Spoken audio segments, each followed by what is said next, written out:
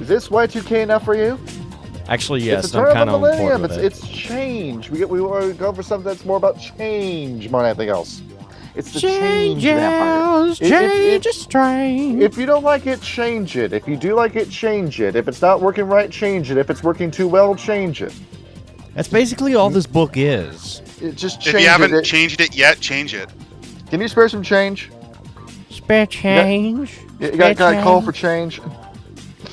Yeah, now it's time to crisscross. That's literally the entire theme of these guys. Exactly that. Just for the sake of doing it, just do something different. Just do whatever you feel like doing, and then when you've done it, do something else. That's the theme of these vampires here. Is this A mile in another person's shoes, more like one block. Basically, yeah. When it comes to these guys, we saved them for last for a reason, because this is the weirdest out of all of these Dharmas, but by a massive mile. I think this one's actually my favorite, though. Oh, we found your favorite. Really? Yeah. Ooh. It's because it reminds me, it's basically Buddhism incarnate. We'll get into it. Mm-hmm. It really covers that samsaric cycle perfectly. It does, but it also kind of doesn't, because the book explicitly says to not do that. Because it seems like we've all had like a favorite over the course of the series, because we started with mine with the Devil Tiger. Kyle's was the Resplendent Crane.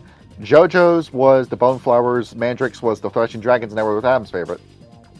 Yeah, there's just something about it. I think it's just the nature of being. Like, what is existence? Well, there was also a Bastet breed, the Kellican, that tried doing this, and it was terrible. Well, yeah, it's because Phil Bricado wrote it, and he wrote that with one hand. It also entailed that you had to just throw out your entire character sheet and all of your gifts every 1 year. That was a requirement for those characters. But with this, there's no time limit. It's just when you feel like doing it, when you feel like soft resetting your character, you can just do it. You probably still want to talk with your storyteller, though, because otherwise they'll just strangle you. Yep. What's that? They'll turn you into a Kuei-Jin. What's that Chinese meme of like the one bear with like the really cringing laughing face where he's just like strangling the fucking other bear and his neck is like the edge of a balloon? And it looks like, as somebody put it, smuggled through the Kazakh border in the gas tank of a delivery truck. It's funny because of that, this is actually bringing me mild war flashbacks to one of the worst players I ever had, who kept begging to change characters every fucking session. You just couldn't find one that you want to stick with. This is that character incarnate. Exactly. If you are one of those players that's just really indecisive about what you want to do, just play one of these. And the problem will solve itself. It'll be fine. It'll just be absolutely fine. When it comes to our lamp today, we have a new guest. We're trying out someone new. We got Magicman in the call with us. Whenever he feels like speaking, he can do so. Go on mute. So, shall we go ahead and get into the episode? I believe we should, yes. Let's go. Let's take a crack at this. All right, Super Monkey Ball, you did us well, but it's time to stop this track. Okay, there we go. It's a fun game, but it's a terrible game at the same time. And I love Super Monkey Ball. It's a game that just smashes your testicles on repeat. It just hammers your balls in difficulty. I remember The you only made thing me I play it, remember and I was enjoying like, from okay at it, I is the guess. bowling game. When it comes to it, I remember with this, but just like a small tangent before we actually begin this, because we just got fucking off topic, and of course I got like the fucking crazy schizo brain that jumps around. That's perfect, because this is the schizo Kuei-Jin group. Yes. Kyle, you never got too far in the second game, did you? Into which game? Super Monkey Ball 2. No, I think we played a little bit of it, but no. So for anyone who knows, they know. Go ahead and just pull it up in studio notes. Just the hell on earth. Oh no, fuck that. God, yeah. There's a reason I only did the bowling mini game. Fuck this. This had no reason to be the 30th level. Why? This is way too fucking early in the game. This is, you think you're good at this shit? Fuck you. Well, hold us. We begin to devour all your lives. It continues. Yep. This is like the equivalent of, hey, you know that really cool level in Star Fox 64? Hey, let's go on the warp. Oh god, I'm in Sector Z. Why did I do this? Oh fuck. And now I don't have Cat to bail my stupid ass out of the fire. Pretty much, yeah. And she looks disgusting in the remake. She looks exactly as you would expect a gangbanger to look. Well, though. no, in the trailer she looked rough, Crack or but I something. think She's a they narco or polished her up something. at the end. She looks a lot better now. Smoking all that space meth. It did initially look like that, didn't it? Come on, Lumberty, let's take a hit of space crack that I stole from Anchos. I'm on that nation pack. So let's go ahead. Let's get into it. This book Falco begins was on SSRIs throughout that entire recording. This book begins with a fun little comic. It's about a breakup. You ever had one of those? Well, we have a visual depiction of Kyle going through one in studio notes. Wait, what? Is Oh there yeah, we that's go. another thing. This comic, I think, really nails the tone quickly, precisely.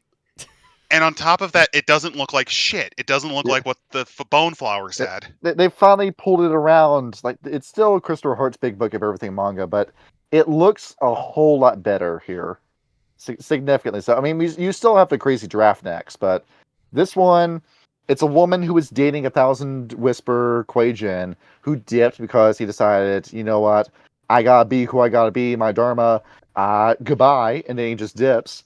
And then an Akuma attacks her. He comes back to save her from the Akuma. They have one last kiss, and then he dips, and he's out of her life forever. Actually, no, here's the fucked up thing. You or Flashing Dragon? That's right. A what? Oh, the person dating the Thousand Whispers. Was she normal or like? Oh no, she's normal. It's an average human. Oh, that's kind of weird. Thousand Whispers, their big thing is hanging out with humans. Yeah, this is the sociologist vampire. They directly intermingle with human society in order to learn as much about humanity and what makes a human and why humans do what they do, and the human experience, everything about just being a human and what variations can come from that. Now, you might be thinking, isn't that kind of like the Toreador? Well, the Toreador they only ever do that for themselves. And that's it. It's just, are you someone who interests me?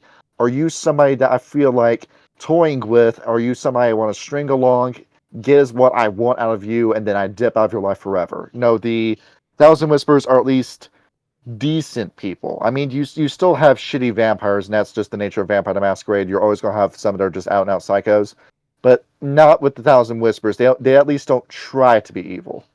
Well, I mean, you say it that, directly but goes against their doctrine. Their entire samsaric cycle sort of thing is kind of selfish in a way. Mm-hmm. It's unraveling what they are. Like, each life is a mask, and that's why they do that. They want to destroy all of them to see what they are. Which is why an interesting thing that the book does is on one of the pages, they have the Akuma mask and the Jotaro mask, which makes me think this person used some of their Kuei-Jin magic to almost kill their beloved before the Jotaro identity took over again. And I think this was like him trying a mask and then not liking it because what it was going to do. Mm-hmm. Like, I think the Akuma was him, and then he spiritually killed himself. It's what is it? It's like a reverse of the villain from fucking Guardians of the Galaxy 2. Instead of you killing the wife, you kill a piece of yourself. And just and rock like that instead. So I like this comic because usually I just skip these because they're just really bland at the beginning of some of these books. I appreciate the comics are there. It's certainly better than the shitty ass novellas that are at Meiji Ascension. Oh God! May I remind you of the Hollow Ones? No, dear Christ, no!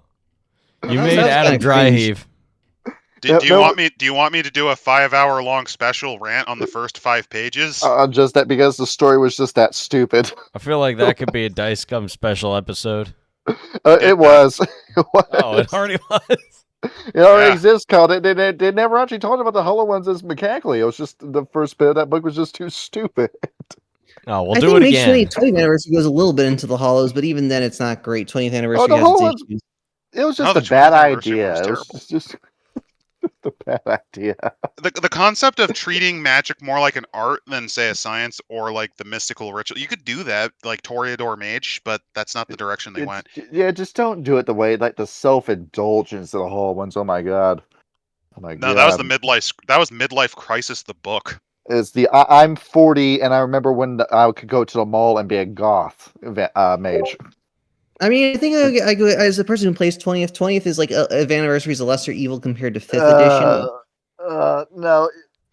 I mean, Let me get ideally, you want to play second edition, but I mean, like, Yeah, their 20th Ma- has some good spots about it. Magic Man, let me get you in a Mage second edition game at some point. Let me get you away from M20. Let me pull you away from the poison you've been consuming your entire life. And instead, Dude, I fling just you started in a the few middle months of the ago. Avatar Oh my Storm. god, honestly, you sound like a dear crack Christ. dealer. You haven't realized you've been ingesting lead your entire life. He's gonna make you ingest microplastics instead, or asbestos. I am Succulent Gen Z though, Vestas. so that microplastics would affect me more.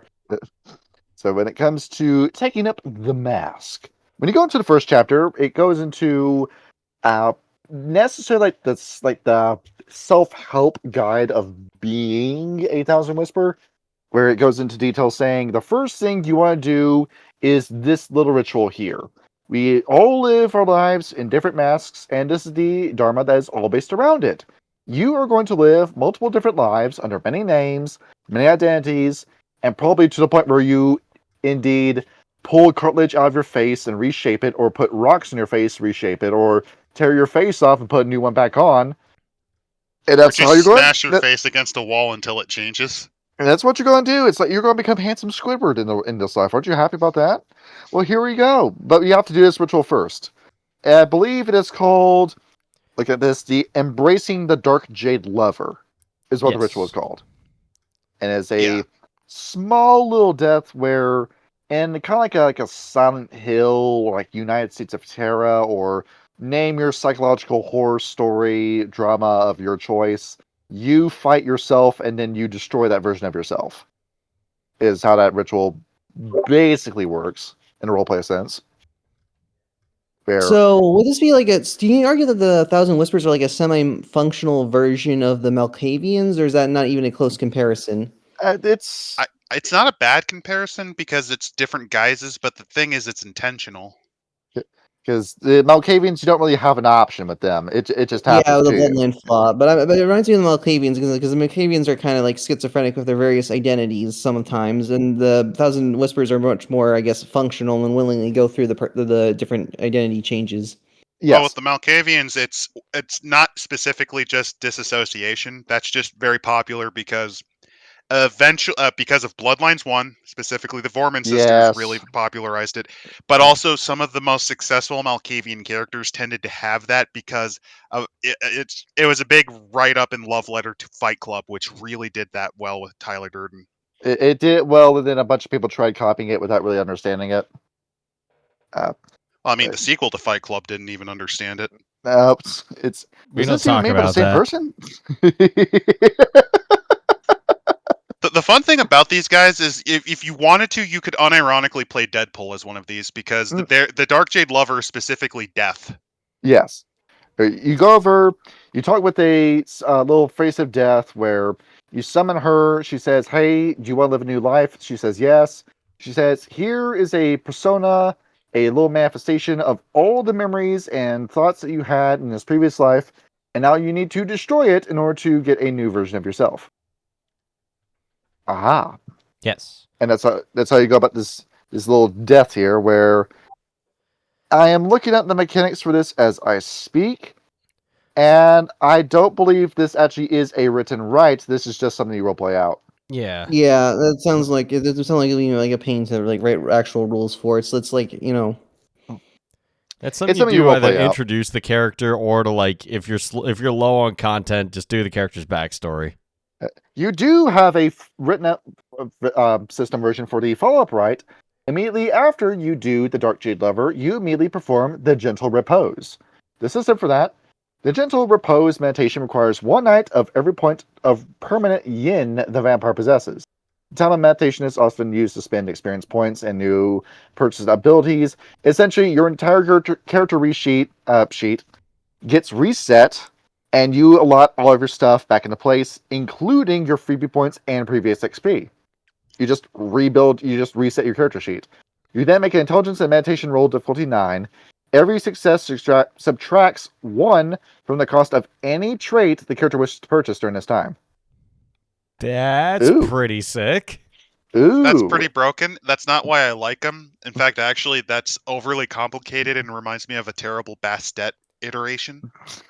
I That fucking mean, Kelly Kitsune can. Beast is known for its broken, like Asian setting World of Darkness is known for its old PBS. Like, look at the Kitsune, for example. Well, if I may go to the defense Ugh. for this book's mechanics, this was written by a very special man. If I may pull up this guy's name, it is Steve Kenson. Now, you might be thinking, why is that special? Well, because Steve Kenson actually had a career after World Darkness ended. To let you know who Steve Kenson is, in 2002, this man would write a book called Mutants and Masterminds. That went off to be a very popular TTRPG in a very niche market, but the fact that Mutants and Masterminds is a known name amongst TTRPGs, that should let you know what this guy's credentials. Not He shabby, also- but my experience with Mutants and Masterminds RPG is the third edition. This is just kind of a critique of myself. Yeah? I shouldn't have to do multi-stage math to throw a fucking bus as the Hulk. Yeah. Because He you also- kind of have to. Masterminds, I think 4th edition, and I still couldn't get into it. It was kind of mid, in my opinion. Because you have to subtract, basically you had your strength ability, but then you had to subtract the weight class of the object, and then you had to triangulate the distance, if I remember it. He- It is he- awful. I am also- Hulk. Hulk no need nuclear physics degree to throw bus. well, that's what Bruce Banner's for. Hulk, He's two people. Hulk consult nuclear physicist in spare time, not use brain. He also worked on Blue Rose, Aberrant, Champions DC Universe, Marvelous Superheroes, Shadowrun, Silver Age Sentinels, and to my surprise, this is what turned my head, he worked on 2 different books for Dungeons and Dragons. The first one being D&D 3rd Edition Exemplars of Evil in 2007, and he's also the lead designer behind Out of the Abyss, Kyle. Oh yeah, he was that Really? one. Then, if you remember us talking about D&D, that is one of the few playable D&D 5e modules. Everything else sucks, but Out of the Abyss is, I shit you not, That's- one of my most cherished memories of playing D&D. That's one of the I remember few. Out of the Abyss. That's kind of crazy because you got like 500 NPCs you have to deal with. Oh yeah, me, Merc. Well, I mean, Well, it that works was like because one of it the gives you few modules materials. you actually ran start to finish. Yeah, I finished Yeah. the whole thing, and it was open-ended enough for you to add your own ideas in, and it didn't subtract from the story. It's on a similar level of quality with Lost Minds of Phandelver. The thing about 5th edition is honestly, much like Mage or White Wolf in general, each new book was worse. I do Oh. agree. As someone who's played 5th edition, that's a 2014 version. I do agree with that. I do like Rime of the Frost Maiden. I know that's a bit more contentious, but I think it's a decent later one. It's Skyrim, the TTRPG. It Basically. is, but people like Skyrim for a reason. And Yeah. this is It's Babby's first Frostburn campaign. and then the guy who developed these stats and rituals and other abilities would be one Philippe Arboul, who also went off to have a career after World Darkness ended. He has his own website and everything. Apparently, he works in Montreal, and he's Okay. So made we got games some like we got some fucking- talent behind this book. Yeah, he made games like Heavy Gear, for example. Oh yeah, Heavy Gear. We covered that a while back on my channel. Was And it any It's pretty good? solid. apparently now he's working on Warhammer 40k. Yeah, I mean, he made a pretty good set of material. Dream9 Studios did some pretty good work. I'm not surprised GW picked him up. So when I saw So those yeah, we two got talent in names, this. That might be why I like this book. yeah, when I saw those 2 names, I knew that any sort of jank bullshit I could worry about, just put that to rest. And if something does sound overpowered, then that kind of confirms that was just a design philosophy for Kindred East. In fairness, when I'm thinking of the whole having to restat everything and roll to get discounts, that's not bullshit. It's, oh god, I'm gonna have to try to figure out how much fucking XP I had.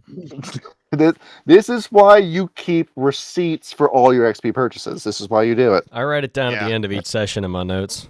And I insist with my mage players that they keep their track of their XP and what they spend it on. Also, if you're playing Kuei-Jin, if you're gonna ever play 1,000 Whispers, do it, because otherwise you are going to be fucked. Mm-hmm. And along with it too, it says It's my worst habit is I don't do that. a rundown of making lives where after you discard your first mask, you always want to have your second life be wildly different from what your first life was supposed to be, or the life that preceded it. Say that you come back from your first death, you're back out of Yomi, and you decide that I want to live a life that was relatively similar to the life I was living before. I want to be a student because I died a university student. And then you start doing that, you learn everything about the Thousand Whispers, and then when you feel confident enough, you go off and say, well, now that I'm done being a student, I want to go off and be something that a student couldn't be. I want to be a stay-at-home housewife. And then you go home, you find a man, you marry him, you stay at home, you have a damp year with him, and then after you get sick of your man and you get sick of the kid, you go and say, I want to go enlist in the army. Not the actual Chinese army, because that's impossible as a Kuei-Jin. They do all their drills during the day. How about a shadow, like a PMC I join? And then you do that for a while, and then you say, no, I don't want to fight war anymore. I want to go into a temple and meditate. You always want to do something relatively opposite of what you did before.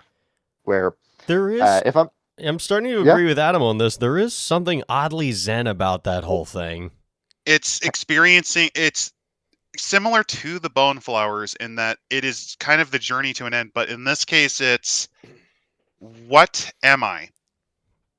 when it came to Hirohiko Araki writing JoJo's Bizarre Adventure, after he got sick of Jonathan Joestar and felt he wrote himself into a corner, he made the next JoJo Joseph, who is a treasure. Well, Jonathan was a very heart of gold, chivalrous man who must be righteous at all times.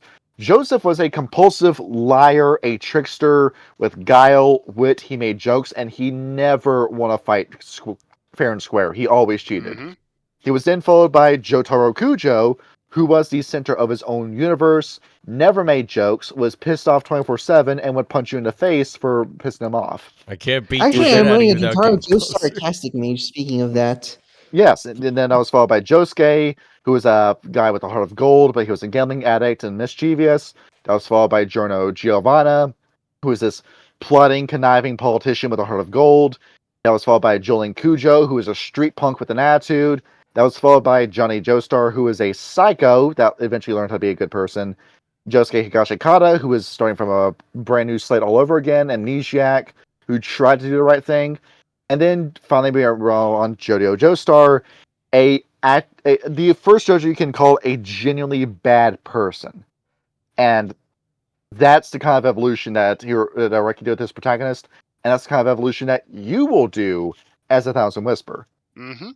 And if I may get into like Magic Man's ballpark, it's the difference between Deku and Koichi when it came to My Hero Academia. The wild difference between the two. We go from a guy who was, behold, I'm Deku, I'm potential man. I could go somewhere as a character, but I never will. To Koichi, where we start off with like a really shitty power that eventually becomes fucking Kino, and he earns his victory. Mhm. There's, Yeah. So so you're saying the Bone Flowers, meaning the Thousand Whispers, there's like a method to the madness that by doing all these identity changes, they can achieve enlightenment, correct? Yes, in order for you to understand everything, because they will say a big critique they level against every other Dharma is, are you sure you're getting everything correct from just going to one teacher? Sure, you're a bodhisattva. You had to bust your ass over the course of 1,000 years to achieve that rank. Probably 4,000 years, given how rare these guys are. But are you sure he is right about everything? Because there could be something that he just rejects because he just refuses to agree with it. And he throws the baby out with the bathwater, so to speak. Because the Thousand Whispers say it is impossible for you to understand everything about the world just from talking to one person and one person only. There's also the benefit to it where they're stuck in this cycle, not necessarily for their own reasons. How are you going to know the exact reason why you were never allowed to move on? Yes, if you just let somebody tell it to you, because the Devil Tigers will just tell you, "Oh, you were a shitty guy in life, and you're a shitty guy now, but you're going to be shitty in a way that's different from the Yama Kings." Go at him, Tiger. That's not good enough for the Thousand Whispers. No. They want something more than that. It's they really want. simplistic, and you haven't really learned anything new. It's So, very much so very that's much what's like question everything, right? Like, and question. I feel like this is very like conspiratorial thinking, to say the least. it's the kind of thinking that you would do if you were Hamlet in a production of Hamlet, where, of course, Hamlet's key defining character trait is the ghost of his father comes to him and says, your uncle killed me. I need you to avenge my death. And then he disappears. And then immediately Hamlet says, well, how do I know that was my father? How do I know that was real? How do I know that I'm not going crazy? And then he proceeds to question himself for the entire chronicle. And then you could say that was Hamlet's biggest flaw, that he questioned everything, but he wanted to make sure he had every detail right before he killed Claudius. Yeah, that's why he had that whole like mock play in Hamlet, and that's how he found out that his uncle did kill his father. And then decides that he doesn't want to kill him then and there because he's praying before he's about to kill him, and then he accidentally kills Polonius, and the plot goes horribly off the rails. The other thing about these guys are, once they are done their life, there's no going back. They break the identity permanently. Yeah, I mean, after all, you have a whole ritual where you kill your past self in order to go off to your next self. They will never repeat a life. It's not like what splits them between the Thrashing Dragons is that the Thrashing Dragons say, I'm a guy who's going to smoke a bag of meth. I did it. Now, what if I smoked a little bit more? And the Thousand Whispers would smoke it and then say, all right, I got everything I need to out of that. Do you want to do it again? No. Okay, keep the bag for yourself. I'm off to do something else. Yep. And then they never. And the reason they do this is, to them, life means more because it has an end. Yes. So constantly chasing the same thing. It's interesting because they're almost like the Bone Flowers in that they are concerned about the journey. The difference is they think, oh, it's all the same destination, but how can we get there? While the Boneflower muses, well, there's a million ways to do it, and then they kind of puzzle out the riddles to find the best path.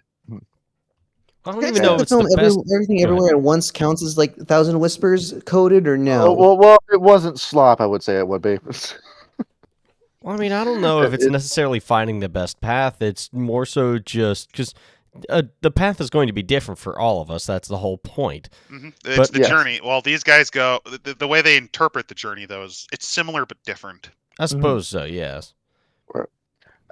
When it comes to some characters in fiction, there is. I'm gonna have to like compose myself a little bit because like anytime I look at this guy's picture, I start choking up. I've told you multiple times about Persona 3, Kyle. Yes. There is one character in this that perfectly exemplifies what I mean by life has to come to an end for it to be worth something.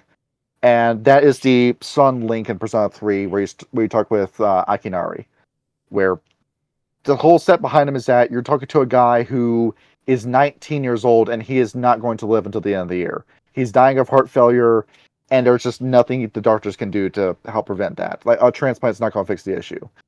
And you talk to him, and he's resentful. He's angry during your first conversations with him. He will not approach you unless he's certain you have the understanding to listen to his problems. And then after you talk with him, he says, well, instead of my life being for nothing, I'm just going to die at 19 and nothing's ever going to come from my life. I'm going to write a book about this pink alligator that makes a friend with a bird, and then the alligator accidentally eats the bird and then cries and drowns in a river of tears. But after he drowns in his own river, it becomes this oasis that every other animal goes to and drinks from, and it sustains itself, and it's a watering hole that every other animal can use. And therefore, the crocodile and the bird didn't die for no reason. Something good came from the death. And then that was the core theme behind Persona 3. You are going to die one day, and there is nothing you can do to stop it. But you can at least do something for someone else on this earth while they're still here, or for someone that you will never know. You can at least try to make their life better while they're here, because what's important is that you are here now. And that's not something that could have come before or something that's going to come after. You just exist in this moment, in this specific time, and there is something precious to you being here. And every time I get to like rank 10 with this guy, I immediately start tearing up when I look at the screen, because it was, when I played that game, it was something that I needed to hear at that moment when I first played it. So it is an excellent message where it's, it's the whole thing. It's like all of us people have our own struggles to go through, but it is part of that struggle that makes us all unique and how we go about all the trials and tribulations. Yeah, we're all going to meet our end at some point, but why not do everything you can with the life you got? Mm-hmm. This feels very stoicism coded, I think. Mm-hmm. Yeah, you're not wrong saying that. No, that's about spot on, and that's kind of one of the interesting things about the Thousand Whispers are they understand that. They understand that eventually the dream ends and it begins anew for them, at least until they finally figure out what they were when they meet the void. Yes. And yeah, also that applies to their view on the Sixth Age, correct? Because I know they believe that the world will be reborn after the Sixth Age. oh yeah, this is the one group that's not sweating it. They say, yeah, the Sixth Age is going to happen and we're all going to die, but there's going to be a Seventh Age. So why are we stressing about stopping the Sixth Age? Which makes sense. Their entire thing is life are the exciting moments between the voids. They're pearl diving among the living and then coming back up as the dead. They are the thread around the necklace. So to them, the Kali Yuga means nothing. It just means, oh yeah, things are going to be terrible, but then eventually something's going to pull around from that. Yep. Kyle, you remember with World of the Apocalypse how many times the Balance Worm and the Calamity Worm are associated with air and the wind?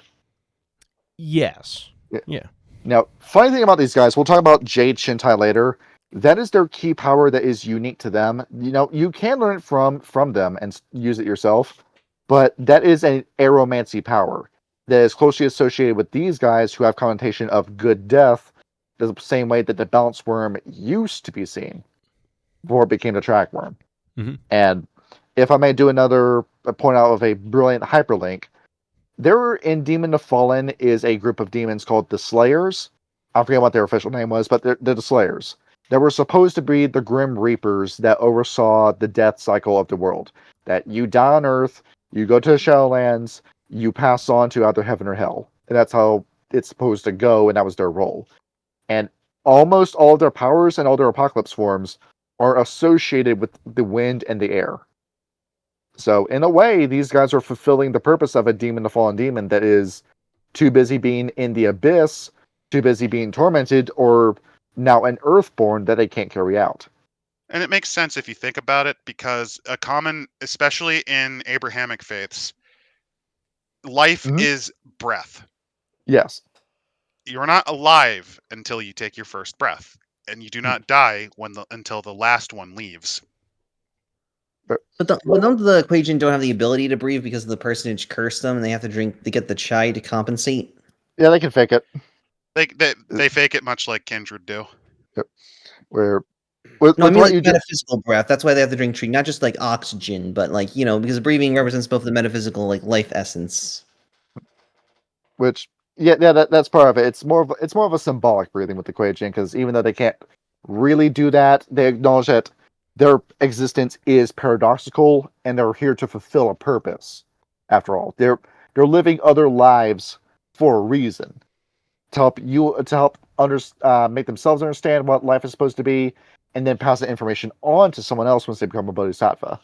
Which is why I find the Thousand Whispers interesting, because unlike the others who usually go, well, it's likely because in my past life I failed to make these metrics and this Dharma makes the most sense in countering what I did. These guys go, no, I don't know. I'm going to try to figure out which one was the thing I was missing. What you said earlier, Adam, it's reminding me of like the Prince of Egypt with the whole scene of the Angel of Death. Oh yeah, that's actually what I was envisioning. I just love that depiction. I love the depiction. Scene, actually, that was a good film before DreamWorks went very heavily into Boss Baby. You know? It was made by Jews for Jews. I mean, it was a phenomenal also, there's film. a Prince of Egypt musical that is really interesting. Well, you say it was made by Jews for Jews. It's actually made from all three. It actually borrows more from Islam than it does from Judaism. Well, you're not wrong saying that. Yeah, basically they consulted Christians, Muslims, and Jews for the Prince of Egypt, and it borrowed a little bit more from like the Quran at points. That's kind of interesting. Actually, I mean, to an extent, that Islam does claim that Muhammad was a descendant, very, very, very distant descendant from Abraham. Actually, well, all are. He's the father of nations. He is. Yeah. But well, yeah. Why do you think he's called that? It just clicked with me, Adam. It just clicked with me why he's called that. Because the Arabs are descended from his son through Hagar, Ishmael. Yes. Where Isaac gets the land, Ishmael gets the sand, as they say. So going into your third rite after you go ahead and do the gentle repose. Kyle, put your cake up on screen. Cake? Next up is the rite of the Earth's embrace, What the where fuck? you dig a hole, you jump into that hole, and they're very much like the Sabbat do with their shovel heads. You dig your way out of your own grave, as kind of like I'm shoving myself into the world and I'm being reborn out of the world, kind of symbolic death. Like I like the think my old problem. you. Sorry, What? it's just I think my problem with the stake is funerary rites differ quite a bit depending on culture. Yeah, it's we bury you. You bury the old self, and then the new version of you rises out of the earth, like a zombie, in fucking Day of the Dead, and you go off to live your new life. So here's my Amazing. question: what if you're Tibetan?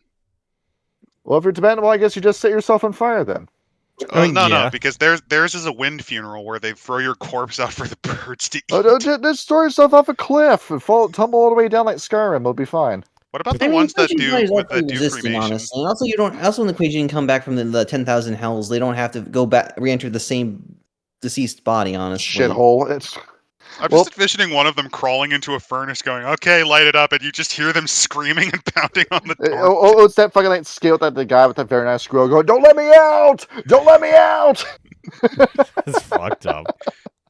Kyle, have I showed you that video? I don't think you. Oh no, I don't think you have. But I Okay, well, we gotta watch it after this episode then. wait. Was this the rotoscoped one about the guy who got the grill? Grill me, Jerry. Was that it? Yeah, that's it. Yes. Oh no, Yeah. I do remember that one. Yeah. But I'm just That's saying. fucked. Oh, what about the ones that do funerary cannibalism? Do you just lay there and go, "Okay, time to eat me"?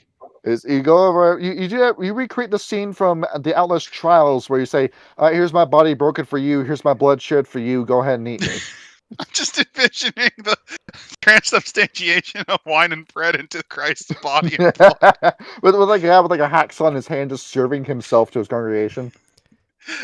It's like from Hitchhiker's Guide to the Galaxy, the restaurant on the edge of the universe. No, you're supposed to want to eat me. Or that the retelling of Adam and Eve from The Simpsons, where literally like the pig walks over, lays down, and like pulls his ribs out for Homer. I'm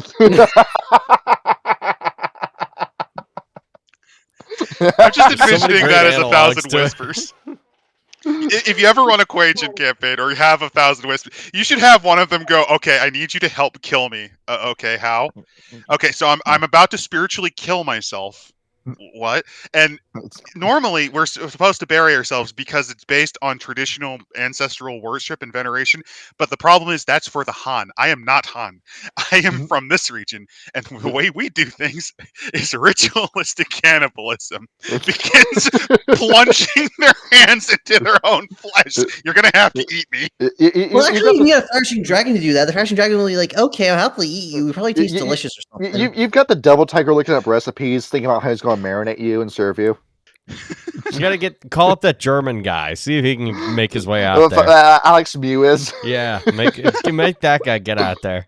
Well, I wonder if this is who's good enough to eat. Good lord. I think he's still alive. Is he really? I think he is. Yeah, I think he is. I'm kind of terrified to know that he's still alive, but don't worry, he's consensual cannibal. See, now, next up is the story of Jue. We missed this guy during the Dungeons and Dragons episode. He's here now. So how do they explain the story of Jue? So they say that this guy was on a walkabout. He went over to where water was flowing and the creatures of the night were still. He retreated to the safety of the shadows, and he decided he was going to stay there for around 10 nights.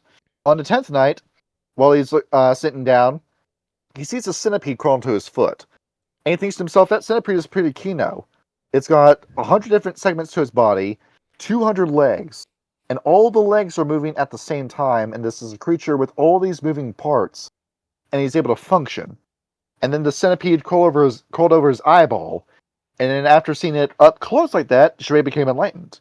and began to realize there's a lot of things in the world that are so different, but they're all connected in a way, because you have the ground that grows the grass, and then the cow eats the grass, and then the farmer kills the cow, and then sells that meat to the butcher. The butcher serves it to the restaurant. The restaurant cooks it. The guy eats it. The customer eats it. Then the customer goes off to work. He does something where he's a mailman. He delivers the mail to the guy. The guy delivers the thing to the thing. Where no one man is an island. He realized everybody's life is connected in some way. And what Shui wanted to understand was, how did all these individual lives function? He wanted to see how every single individual centipede leg, so to speak, worked, and so therefore he made the Way of the Thousand Whispers. This feels like a very like the Kuei-Jin like Zoo understanding like the whole major concept of correspondence, because this is like correspondence binds everything together in the cosmos, because everyone's in space. Everything's all in space. It's also like the main theme of Durarara, where even though none of the characters really meet in person, every character interacts with the life of the other character. Yeah, that's a good analogy. I was thinking more. It's very similar to the concept of the whole samsaric cycle too. Yes. It is the wheel. It's the wheel that the Euthanatoi sometimes refer to. Mm-hmm. But in this case, doesn't it technically make this group the most philosophical of all the Kuei-Jin? It really does, and I was kind of getting that while we were reading it. Yeah. Yep, that's why I like them so much, because at first you think, oh yeah, these are just Toreador Malkavian. No, they're not. Now, admittedly, they are assholes, and on their first death, they actually advise, after you do the Jade Lover's Embrace, what you should do is let your Poe run rampant and ape shit for a little bit. Oh, exactly so that. You know what you shouldn't do. Yeah, because the next thing is, like, a guy's telling a story about how he was a Chin Mei, and his teacher basically had him chained to a wall, and wouldn't even approach him until he showed him his face in the mirror, and he saw his Poe in there, and then he realized that he had the strength to overcome the Poe, and then that's when everything began. But then the teacher went over and said, "Hey, you saw that Poe in the mirror? How about you just let out for a minute and just go ape shit on me?" And so that's it did. precisely what he did. Yeah. Because it helps reestablish that new life a little easier, because it gets you back in balance. Funnily enough, this is where they have the most in common with the Devil Tigers. Yeah, exactly that. Where it's everything with the Devil Tigers is that even though they are bad people, there's no denying that, the Devil Tigers are at least trying to replace the Yama Kings. They're saying that we don't need these guys up in the sky making our lives terrible. I can make a life terrible for you. I thought the Yama Kings are underground in hell, though. Exactly that. And why wait for you to die to go to hell? I can just bring hell to you. Hell's coming with me. You see, if I punish you hard enough, if I Sabat Max hard enough, if I Path of Night so hard it makes Moncada stiff, then maybe I can starve the Yama Kings out and replace them. And that's the goal. That's the goal. That's the transhumanist goal that they have. But the Thousand Whispers at least have this as well. It's the idea of, if we all know how each other's lives works, then we can appreciate the lives of everyone else around us and come to an understanding where we don't need to make everything a them and us. We don't need to see everyone as an other. We're all just wheels in a machine, but in a positive way. Precisely. That's the grand scheme here. Mm-hmm. And is there any more history? No. No, it's pretty much it. Well, now we go to Litany. Yes, because much like the other Dharmas, they of course have their own set of rules and laws. Also, I love the choice of the term Eightfold Way, which is very Buddhist. Yeah, exactly that. We have 8 tenets. We'll go over them one at a time. Also, Arhat is an actual religious title. Yes. It actually is. I think it's Hindu. I think so. Let me look it up. Arhat. It could. Let's see. Arhat meaning yeah. No, it's Buddhist. It's Buddhist. Sanskrit. Yep, Buddhist. Yeah, it's Theravada Buddhism and Mahayana Buddhism. So we're going into this. Rule number 1. Live 1,000 lifetimes, each one different from the last. As we've been saying before throughout this entire episode, you must try everything to understand everything. You must go and walk a mile, or at least a block, in everyone else's shoes to really understand what it's like to be these kind of people. Makes sense, doesn't it? Pretty much. It's Yep. a very extreme method acting, isn't it? Yes. It is, yes. You remember the story that Christian Bale did for The Machinist, where that guy, over the course of 2 months, ate a diet of a pack of cigarettes, 2 cups of coffee, and an apple. Yep. Oh And yeah. that was. I was going to reference Shia LaBeouf refusing to take a shower during Fury to the point where everyone else fucking hated him by the end. That's funny. Do it. The smell of that man. Yeah, He no. legitimately refused to shower until his character was killed. That's actually a factor in why he was supposed to die a little bit later, from what I understand in the movie, but they were just getting sick of dealing with him, so they wrote his death in a little earlier. It's like Lucy from Fallout. They had to get rid of Lucy as soon as possible. Yeah. That's it. Second rule: learn what you can from each life. As we said before with the Threshing Dragons, the dude abides.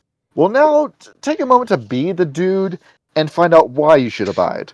Go ahead, just live in a house, have a picture of Richard Nixon bowling on the wall, Russian every day, have a manager that lets you stay in your apartment for free as long as you go to see his dance recitals, and go bowling every weekend. Is it bad that I'm envisioning one of the lives they have to live being Ethan Ralph, so they have to rot in a shack?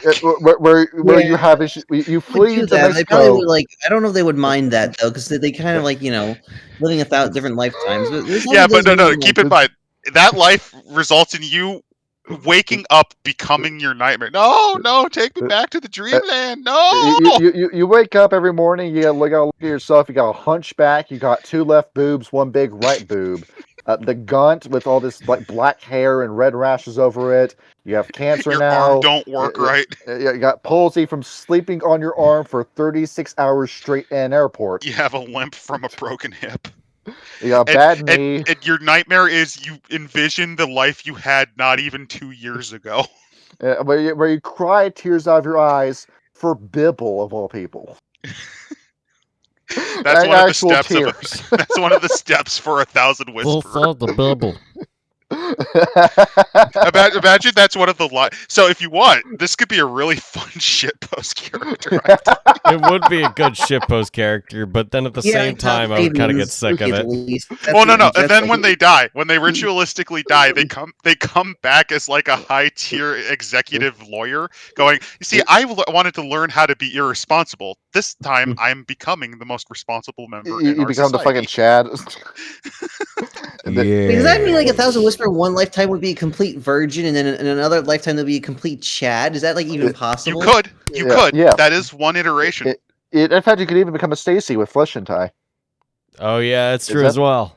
Yeah. You could do it all. Exactly. The power of the Kuei-Jin. You have access to all this shit. It's a lot cheaper than a vampire discipline. Yeah, it Easy is. schmeezy. Especially if you get a lot of successes on the re-roll on life. Mm-hmm. See, number 3. Change as much as possible between breaths. Do not have anything about your old life have anything in common with the previous life. This includes moving countries and changing your entire nationality. You lived in China? Well, how about you stop living in China? You go all the way across the ocean in Indonesia. I was a low level functionary of the Communist Party of China. I have now become a Mises Caucus supporter in the Philippines. Wait, so I how am long going do to you- bring Encapistan to the Philippines. Yeah, so you Yeah. go from being Chinese soldier Kyle to being Magnum PI Kyle. I think that's a pretty wild leap, but also you're allowed to do that. Yeah. Yeah, how Honestly, long, that'd be how pretty long sick, now I'm do thinking you, about are it. you allowed to stay in your lifetimes? Like as long as you want, or like a decade or so? Like when you feel like it? It's when the lessons feel like they're not coming anymore. Yeah, whenever you feel like you've seen all there is to see in this kind of life, and it feels like you wake up one day and you realize you spent an entire day going through motions. You wake up in some fucking heroin shack in goddamn somewhere in Pittsburgh, and then you're like, "Yeah, no, this ain't it, Chief. I'm gonna go get a job as a farmer." You wake up covered in drool and your own waste at the casino. You're You have $200,000 in debt.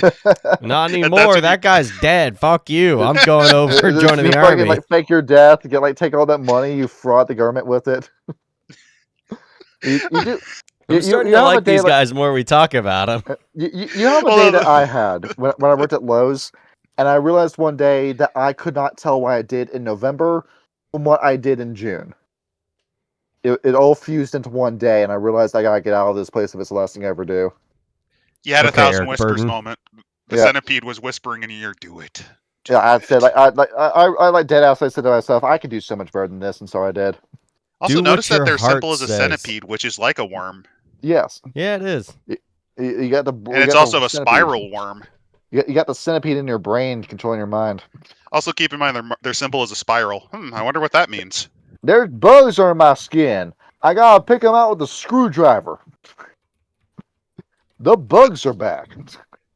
An actual Thousand Whispers character, and then the next day they're completely normal. Like They're also called Steve now. fucking Dracula flow. You just have that be your Kuei-Jin. We smoking runts. We're smoking filtered crack, you stupid piece of shit. I'll fucking kill you. This is the character class. This is the character group you can play if you want to play all your fucking meme characters, like from movies. Yeah, if you couldn't decide what one character you wanted to play, you're playing all of them now. Yeah, you play like 500. Yeah, but then it would be kind of weird that you're switching characters nearly every different identities every other week. Like, how would that even work in a game? Well, I'll tell you how it works. It works the same way that Roger works in American Dad. Basically. I do not see that film. God, I'm so excited to be at Clown College. I can't wait to meet our teacher. It's going to be fucking Roger as an, okay, everybody.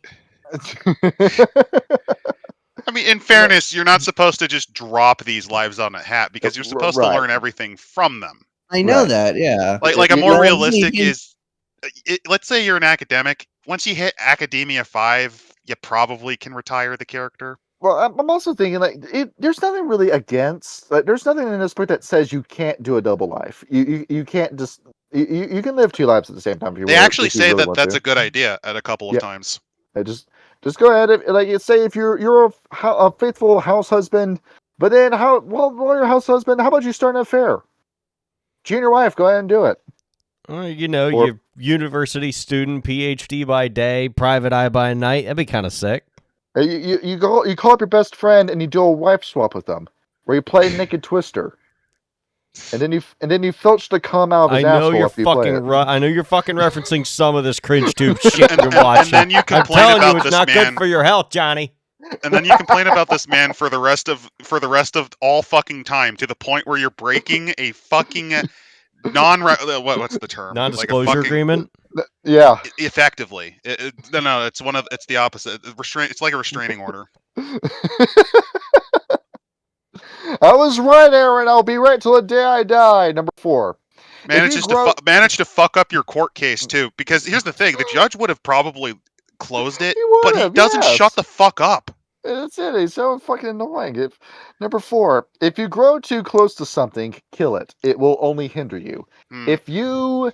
all I'm thinking of right now is like Vegeta during the Majin Buu arc, when I read that, where you wake up one day and you think to yourself, I was the Prince of all Saiyans, and now I'm waking up, taking my son to school with a woman that basically fucked me in my sleep and had a kid with me, and I'm okay with that, and now I'm just not even going around concrete plants anymore with my bald friend and my friend with the massive receding hairline and all the hair on the back of his head. None of it actually on his head. And like fucking Freeze is dead and Cell's dead. And there's no real challenge to my life anymore. Yeah, the only guy that gave me a challenge and actually could beat me is dead. What's the fucking point? Yeah, so his son's a loser. So you have a moment where you think of that. And then the moment you think of that, it's time for you to put a giant M on your forehead and blow up a stadium of people. It seemed like the thing to do at the time. Yeah. I was thinking more like this is similar to a Buddhist attachment. Yes. Yeah, it's like Yoda and Anakin from Revenge of the Sith. Because they basically, Yoda telling Padme, you must, Anakin. For the good of the order, it is. It's not like that. But Yoda says that. Likes it, she will.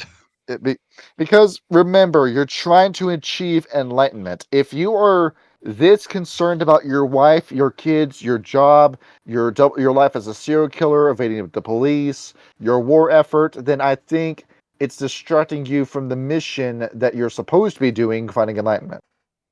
Actually, I think this is the difference between the Thousand Whispers and the Thrashing Dragons. So the Thrashing Dragons are much more attachment-based than the Thousand Whispers, if you know what I mean. Oh yeah. The Thrashing Dragons will bite into something and will refuse to let it go.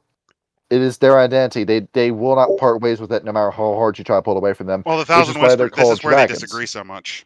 Yes, because after all, you have stories of like Rush Hour 2 with the Red Dragon, where you had a dragon that was sitting in front of a horde that refused to leave the cave even when he was getting fatter, until he got so fat one day he couldn't leave the cave and then fucking died.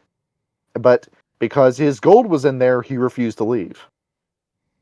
That's the reason why. That's why they're called threshing dragons, because you have a dragon horde that you will refuse to let go of, and to the point where when it gets to the level of you have to pry it from my cold dead hands, it will always come to that with the threshing dragon. Now with Thousand Whispers. Yeah, in fact, like leave my cocaine stash alone, and then the Thousand Whispers like, oh yeah, you can totally take my cocaine stash, bro. When I'm it comes done. I had fun. And because when we start seeing a Thousand Whisperers start to get rid of their life, you'll start seeing the same kind of behavior that you see in people who are suicidal, where all of a sudden they start getting really generous. They start giving away all their possessions. They'll suddenly give you like this, say, I've got some money for you, Kyle, and I hand you $10,000 in cash.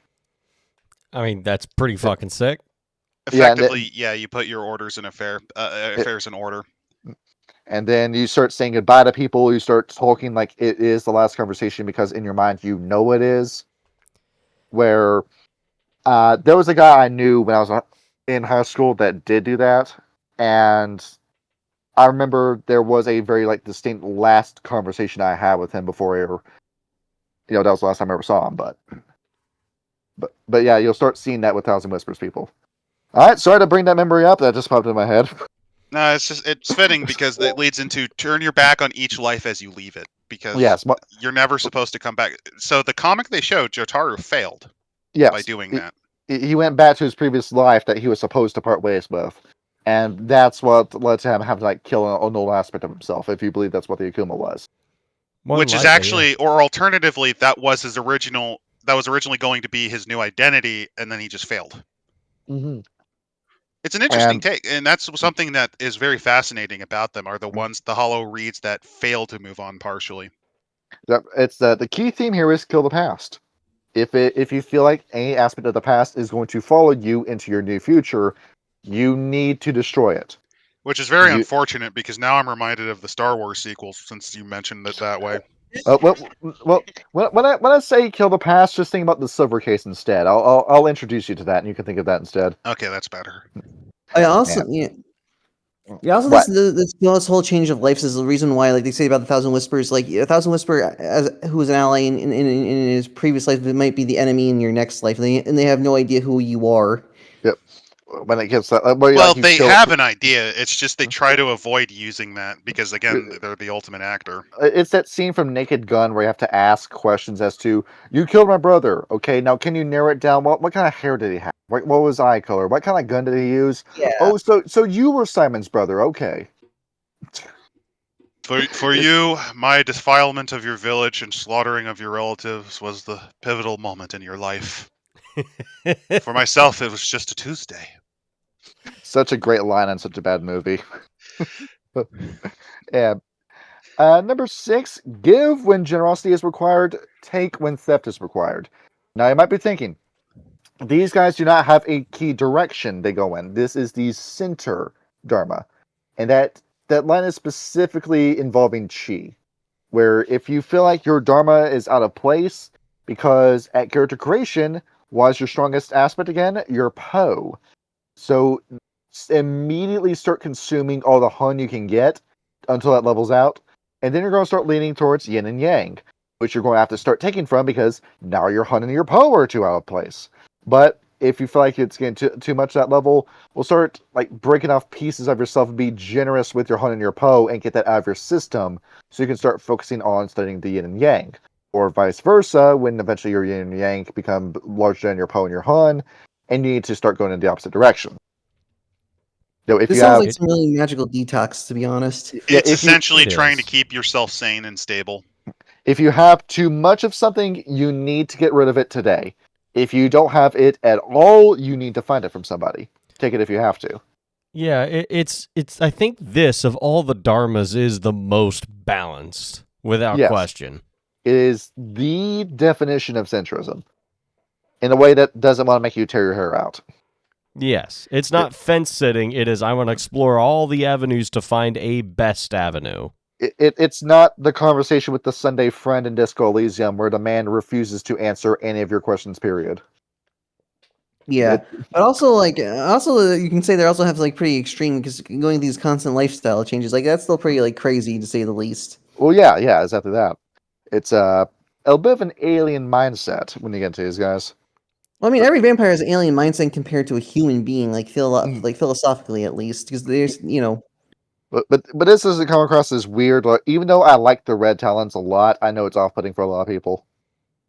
But number 7. Pry open the eyes of the sightless and make the mute defend their wordless state. All beings must confront their choices, so question them as you pass. So, bully the disabled. Got it. Yeah. if you're coming across somebody that's doing something that you don't understand what it is. You just stop and say, hey, why are you doing this? Why are you pushing a boulder up a hill every day? Well, what's the point of you doing this, only for it to roll back down? Why are you trying to get out? Because I tricked the gods and they are punishing me. And are you happy in this current state? At first, I was really upset about it, but then I started to make a game with myself where I would count how many times a day I could get it to the top of the hill, and then I would try to break that record the next day. And you find this fulfilling? Eventually. Here, sit down for a minute. Let me push the boulder up. Okay. And that's how you do it. I'm waiting for Sisyphus to finish with his set so I can use the equipment. Broke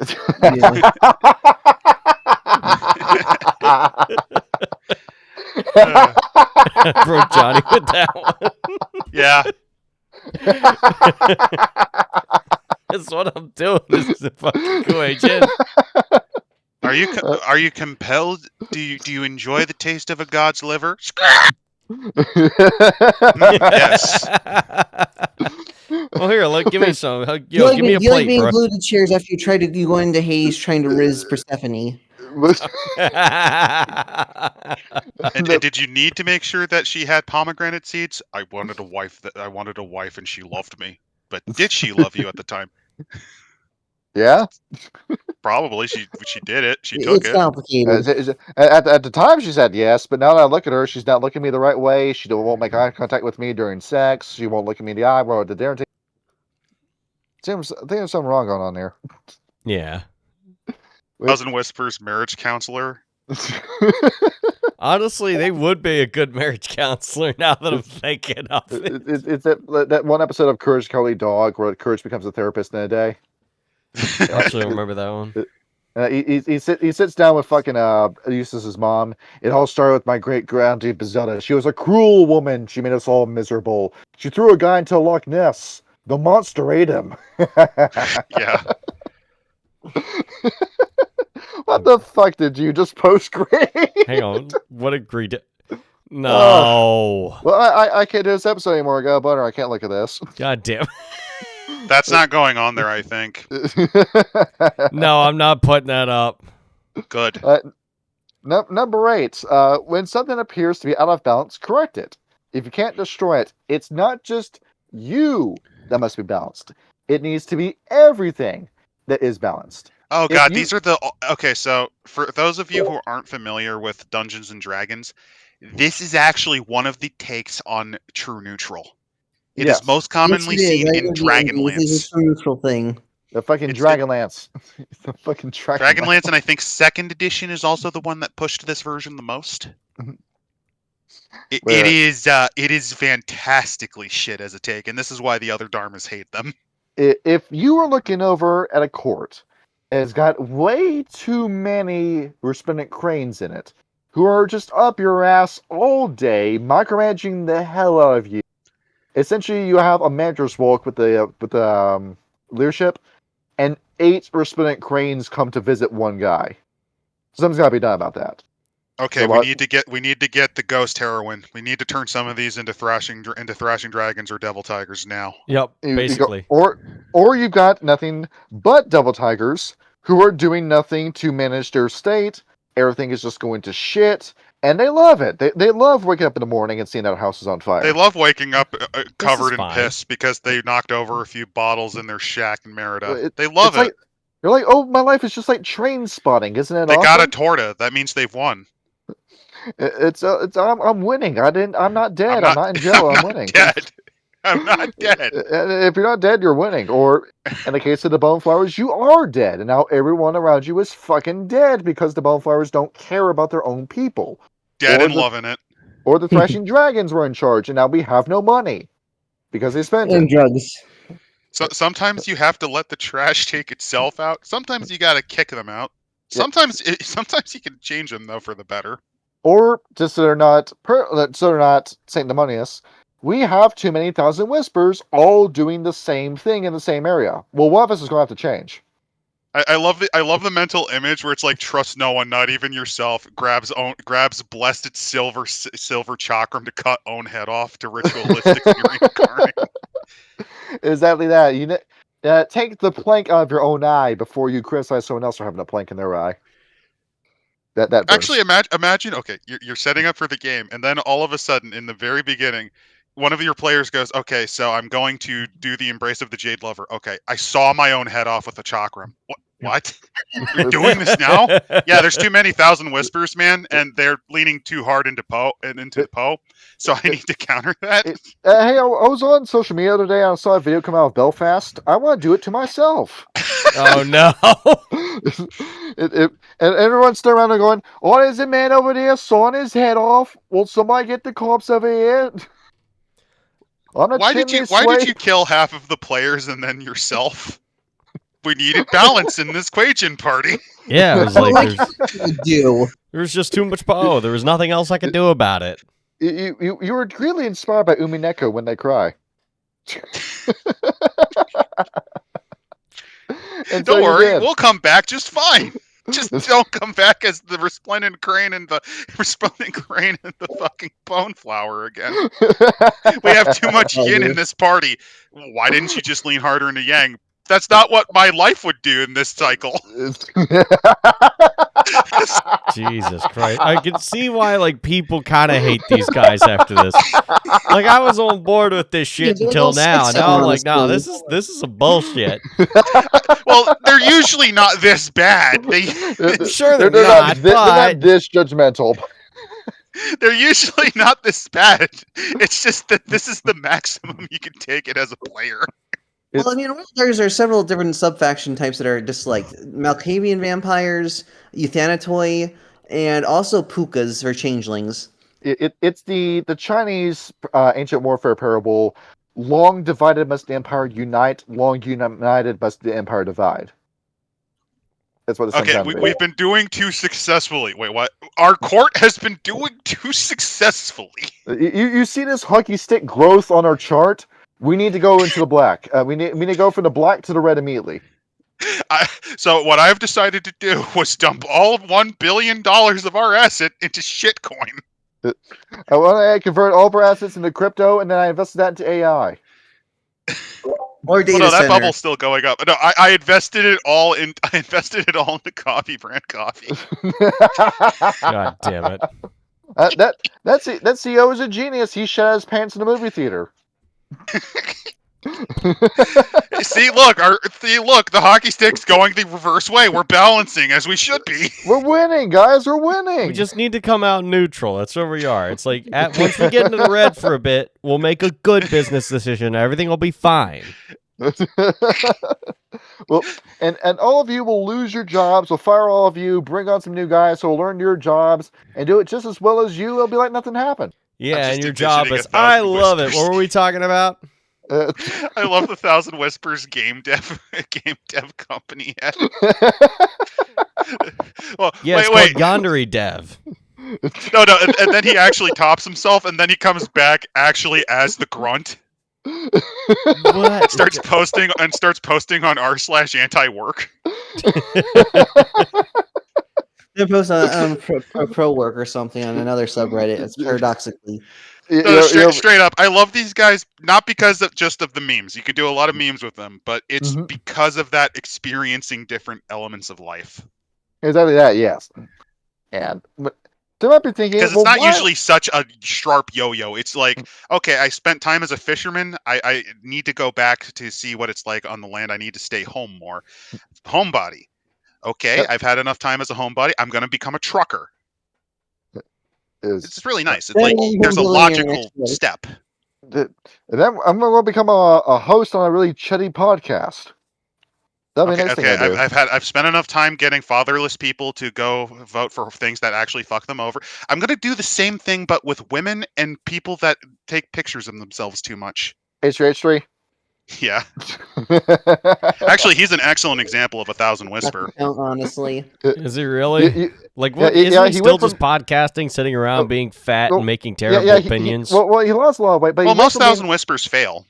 he went from being Yeah, they don't have a lot. Their numbers aren't very big because constantly changing your lifestyle is not very appealing to most Kuei-Jin. They're like, yeah, I'm gonna be a fashion dragon instead and smoke coke for the rest of my own life. Yeah, he went from being a ripoff of Sam Hyde to being a far left leaning podcaster who demographed to women. Liberal Los Angeles scene kind of guy who brings like 10 people that do the work of 2 people. Because it really does, like, sorry, your opinion of like the glory days of HGHC when you look at Sam Hyde and realize, yeah, you stole all of your jokes from that dude. And now Sam Hyde's just, out and out anti-Semitic, isn't he? Oh, he was always that way. It's just he was a lot more cowardly about showing it. He's not very good at defending himself. When he runs into people who can counter him, he loses it. How fucking like Harlan Williams kicked his ass on that podcast. To the point where he had to literally flip a table in rage. Yeah, that's exactly that. What a joke. He said, I have no knowledge of building a gorilla nest, and he proceeded to build a perfect gorilla nest. Yeah, it was a spot-on example. They usually don't use fragments of wood and plastic, but I mean, yeah, you can nest in that. I mean, he kind of looks like a shaved ape, too. He has the right height for it. He'd have to squat more, but, Nick I just like the fact that he looks like fucking Trotsky. Nick Rochefort in the background crying tears out of his eyes with a red face while it was going on. Oh no, our relevance is going down the toilet. What have you done? You might be thinking, with these guys as seeming like chaos undivided as they are, or like Zinch-like as they are, why would you ever need to be in a woo? Well, because you interact with humans all day. You sometimes forget what it's like to be a Kuei-Jin, or sometimes you just forget you are a Kuei-Jin. You wake up to tend to the fields in the morning, and then you proceed to rot to death in the sun. And you spend too much time that is talking to something they humanity. point out. They are pearl divers. Living Yes. among the humans is fetching pretty quality pearls to create that centipede cycle, that centipede spiral. You need to come up for air, or in this case, you need to be reminded you are not alive anymore. So you need to quit getting a human job and living human life. And you need to be with the Kuei-Jin every once in a while. Do not become the mask. Do not make it your perfect face. You need to fight the war effort with everyone else, because remember what the Kuei-Jin are ultimately doing. It is a mission of global conquest. It is Asia taking over the entire world. Something, the plot of Killer 7. Exactly. Yep. So you still have to participate in this war effort to destroy all the Stargazers, destroy the Henge Yokai, destroy the K-Knight vampires, destroy the mages, to get in the way of your Dharma, destroy the ghosts that wish to devour you, and eventually destroy the changelings too, and then eventually the demons. Until it's just you. Well, Amazing. yeah, but by that time it'll have definitely been apocalypse. There can only be one. You can't destroy the Henge Yokai without also destroying the worm, so that way it remains in balance. Oh, well, don't worry about that. The Kuei-Jin will fight the war. It's like the Dark Knight scene of Joker bringing that huge pile of money, if you know what I mean. Yep. It's not about money. It's about Spain. It's about the message. It's about sending a message. Yes, I'm the Joker. ASMR video. I just licked my microphone. Please, I'm with a pair of degenerates that are copying from the worst version. What am I kidding? Jared Leto doesn't count. That still doesn't count. Well, I don't suppose it's very funny, isn't it? Oh, what the heck? I'll laugh anyway. You snapped right into that. I'm sorry. I like the killing joke. It's good. No, that was Return of the Joker, Batman Beyond. Shit, you're right. I'm retarded. When it comes into what direction influences you as a member of the Thousand Whispers. They Also, don't have this- courts. They follow it more on the Chinese style directions. Yeah, if they feel like being part of this direction, they'll do it. But keep in mind, it is very easy for you to fall off the wagon with these guys. Because if you lean too heavily into one direction and you spend all day, every day talking to Resplendent Cranes, you might think one day you are a Resplendent Crane, and then you quit this path and join the Resplendent Cranes. And they do say that, which for some characters, they do encourage you to out and out quit the Thousand Whispers and just join another Dharma for a life, only for you to immediately quit that upon your next life and go right back to being a Thousand Whispers. I mean, it makes sense. I feel like It's an in interesting that idea. way, they could also be excellent spies on the rest of the Kuei-Jin. Yes. Which Where you come actually back- leads to one of their paths, the north one. Yes, Yes. where this is the Bunraku, which is a name of Japanese puppetry where you have three guys dressed head to toe in black, manipulating one very human-like puppet with a lot of joints. Mhm. So kind of like what Kankuro does in Naruto. Yes, Yes, but no. It's more like the actual Chikatsu Monzaemon, the real father of Bunraku. yes. Along with it too, you had all these different ninjas in Japan that had weapons in their puppets, Hmm. like guns, knives. That's kind of cool.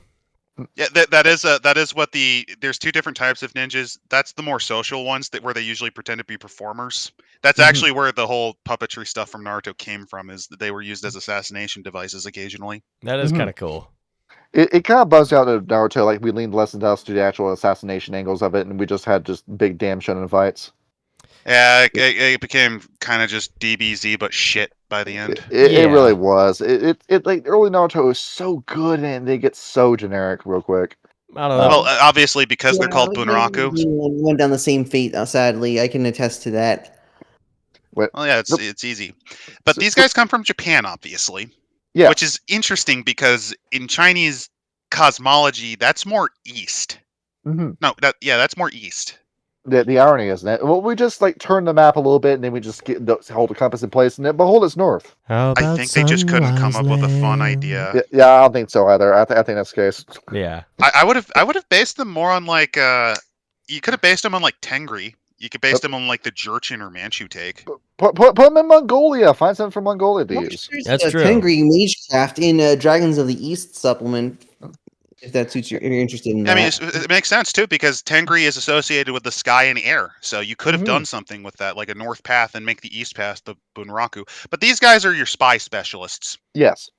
It's essentially a super ninja where you just go in and you maintain order within a place. You believe that your balance aligns with order as long as it's controlled chaos or someone's reaching towards a goal that is sustainable. You are there to support that. You do I your just realized damage. you could run a game of paranoia, but they're all you run a game of paranoia, but have them be Thousand Whispers of the north path. You could do that. Are you a happy Kuei-Jin? and you go in, you make sure that everything's going well, and then you dip. So less ninja, I'm thinking more like a Chinese triad with these guys. The original reason the triads were made were to be a controlled group of criminals that were. So You blacked that- out there for a second. Do you mind repeating that one more time? well, it's like these guys are, because the original purpose of the triads was that they were a controlled group of criminals that worked for the Chinese emperor. Mhm. So that's this. Yes and no. They were actually a millenarian cult. They were a millenarian Buddhist cult that effectively was a pro-Ming restoration that went into criminal activity to fund their rebellion. Because after all, this money don't grow on trees. No, it does not. And next up is your Eastern group, the Dancing Peacocks. Now, the shtick behind them is that they love to party. And These guys get along pretty well with thrashing dragons. They will, Yes. they will go in and say, I want to try out those little pink pills with smiley faces on them just once. Just the one time. Also, hey, thrashing dragons, can you give me your social credit score and also give me your information like your house and car keys? Yeah. Is that the- have a credit score? Yeah, these guys, Social credit, remember. yeah, these guys are the masters of identity theft. They will go in, steal your identity, have a massive party, and then immediately dip and leave you with the damages afterwards. The best way to depict a dancing peacock is from Naked Gun. There's nothing to see here as the factory's exploding in the back. There's nothing to see here. That nothing is going on. That's Basically, literally yeah. their job. you really just do your damage and then you leave. That's what you do with these guys. You want to They're- go make they a run big interference for goddamn mortals. mess and then fuck off. Yeah. While they're making the mess, you're basically telling the Morse, no, there's nothing weird going on. Pull out your neuralizer. No, see, I got look at the light. This was a weather balloon. You see like a fucking wuxia battle between kung fu werewolves and like a thrashing dragon getting his head. Don't look at that. Look at the light. Look at the light. That would be a badass scene, honestly, but I get the point. It's with the Dancing Peacocks, it is the don't starve together online experience where some asshole comes in playing Willow, sets your entire camp and forest on fire, and then disconnects. Oh, that's Basically that. fantastic. Yeah. Next up is the South, the Scarlet Centipedes, Psychos. These guys are actually insane. Yeah, every single one of them. These guys. Now, if you think I'm going to a manic state, you haven't seen anything yet. So they Because should basically just be devil tigers then. Because I told you one time where, like, when it came to My Hero Academia servers, I met some of the most middle people I've ever seen in my life. Oh yeah, absolutely. I think I was there there was- for some of that. There was one person I remember talking to that was genuinely bipolar, who would completely change in the middle of conversations while you were talking to them.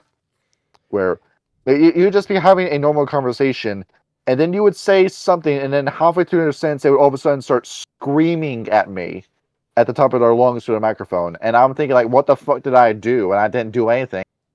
Randomly set them off. No, they just happen to be mentally ill, and there's nothing you can do about it. Or These guys are worse because be not only honest. do they have that, yeah, but they have a habit of they follow the third and seventh tenet. Which remember, the seventh tenet is the guy that forces you to question your decisions in life. So these are shit stirrers and agitators on top of it. yes, these guys have Alan character creation, borderline personality disorder. They have no real sense of self and will base everything they do off of you. Yes, that sounds like a Malkavian to an extent. Oh, the psychotic kind that you don't These want are to the interact most with. milk of the paths. Yes. Yes. These are the guys that you work with that are fucking scary when they're off their meds. Where you just They not exist to interact bring with- pain and suffering. do not approach, do not do anything with. Do not pass go. Do not collect $200.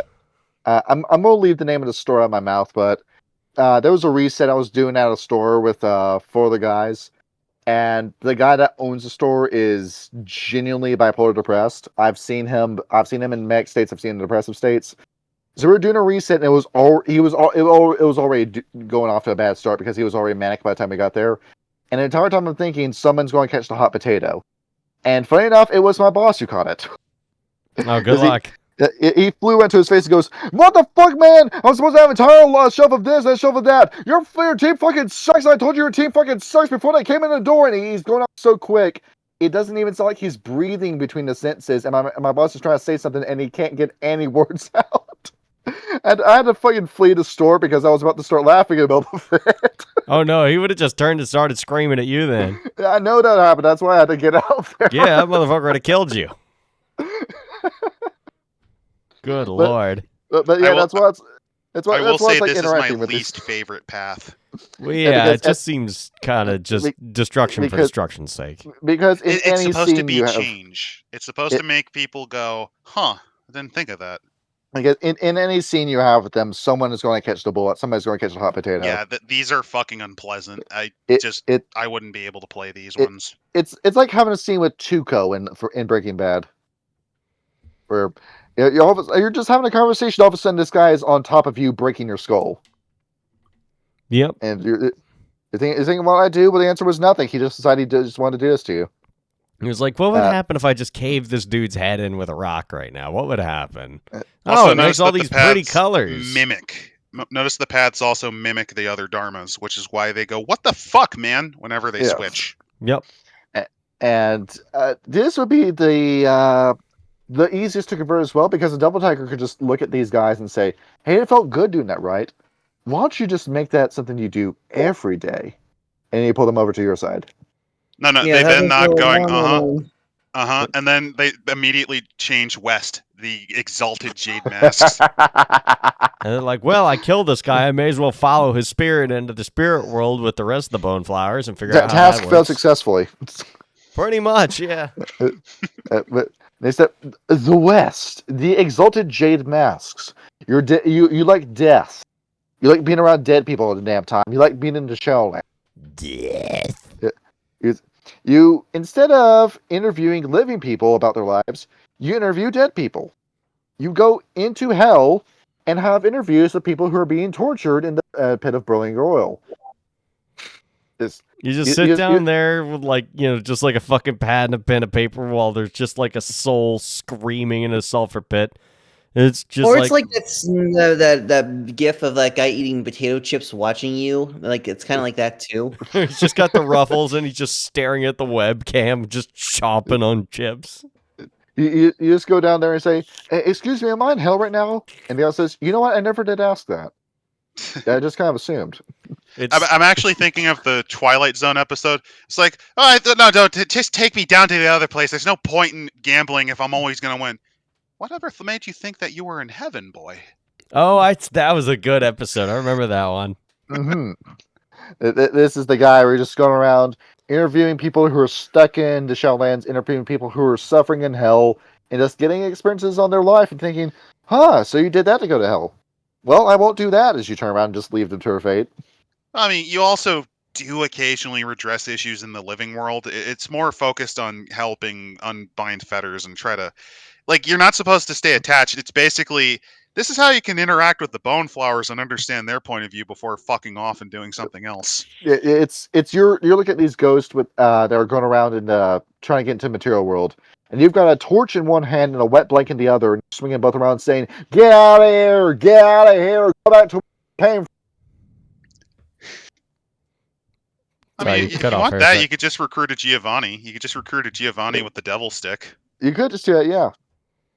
Next up, the center. So I think we were just describing about these guys before we got to the segment. Yeah, that's them. Wait, what? It's just the center Thousand Whisper. It's your basic vanilla Thousand Whisper. Yeah. It's where you're supposed to turn to as you're following the paths. Basically, oh shit, I'm leaning a little too. I might accidentally almost forget the Dharma, so I have to pull back. Yes. Yep, that's where you just return back to zero. Let's try again one more time. And then there's notes about imbalance, like, do not become too imbalanced to attach to your middle kingdom. Do not become too attached to your directions. Do not become too attached to the court. Do not become too attached to the woo. If you feel like you're becoming too attached to any of these, how about you get out of there?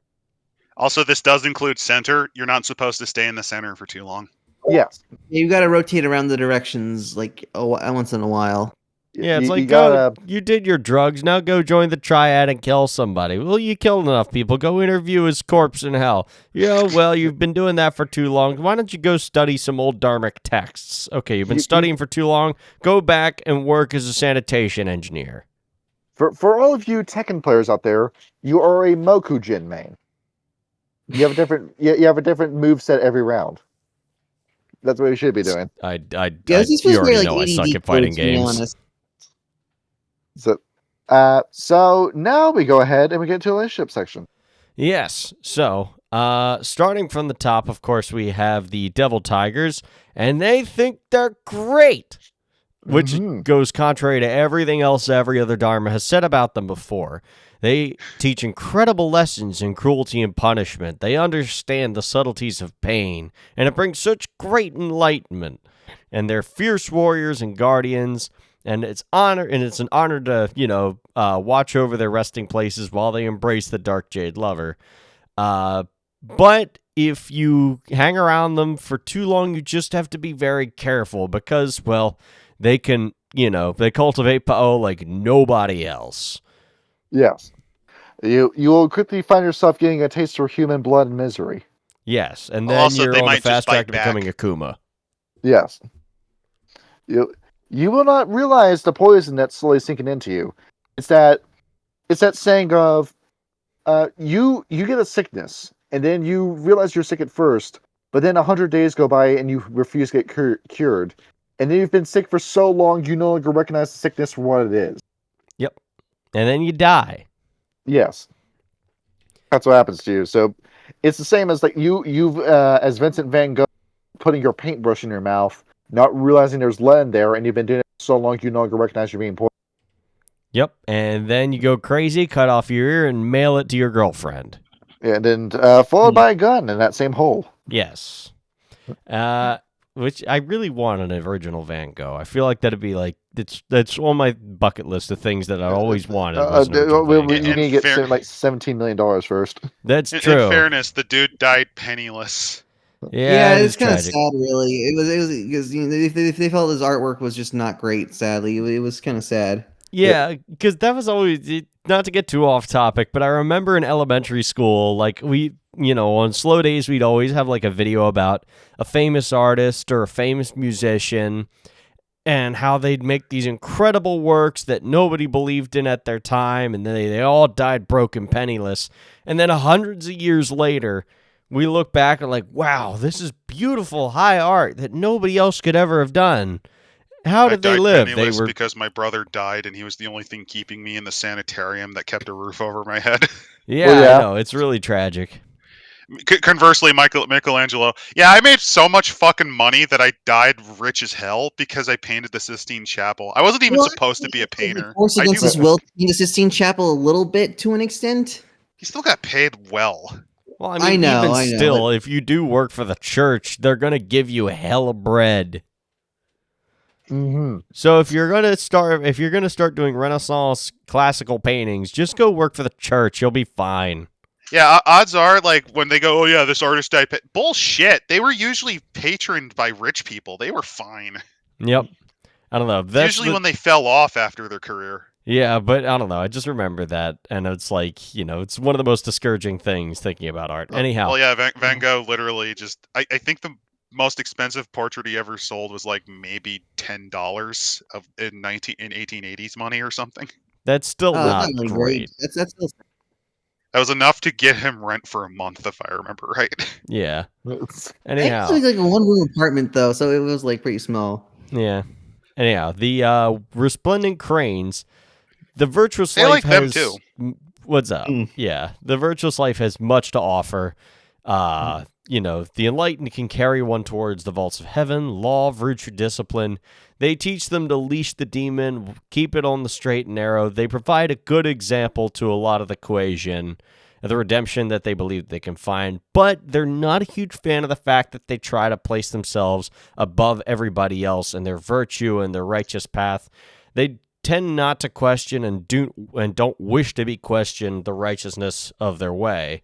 And they seek to just outright deny the demon within them rather than using its power for different purposes.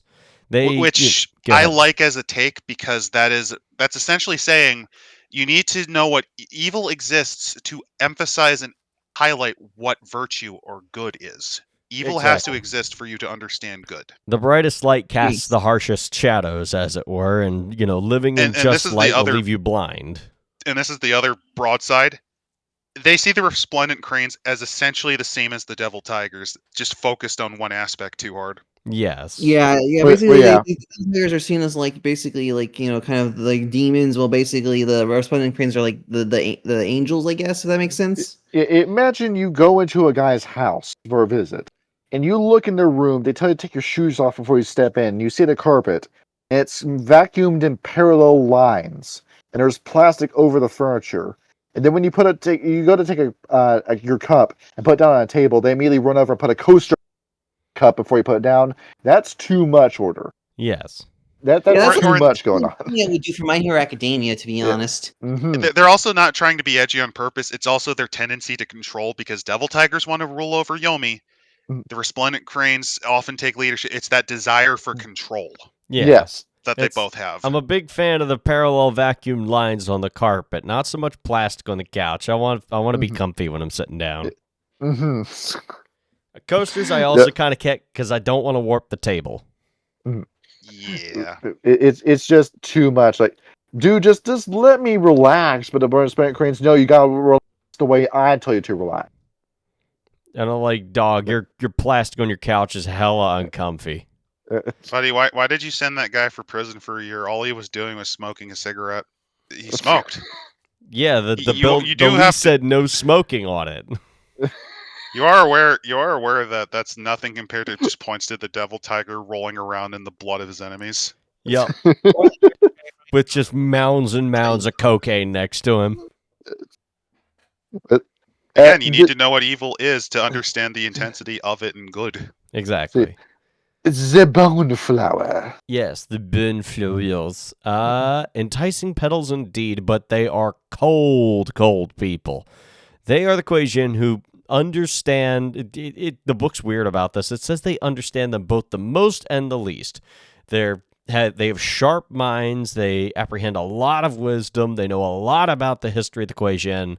They're very skilled in ritual and have, a voracious hunger for knowledge that rivals that of the Thousand Whispers. But they are, again, very cold without any sort of passion for life.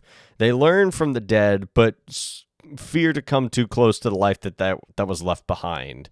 They took the second breath after taking their own lives out of despair.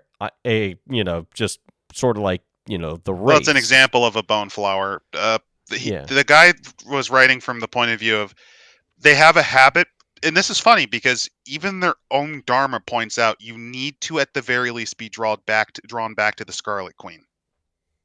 Yes, you are yin, but you need to at least remember to at least feel the warmth of life.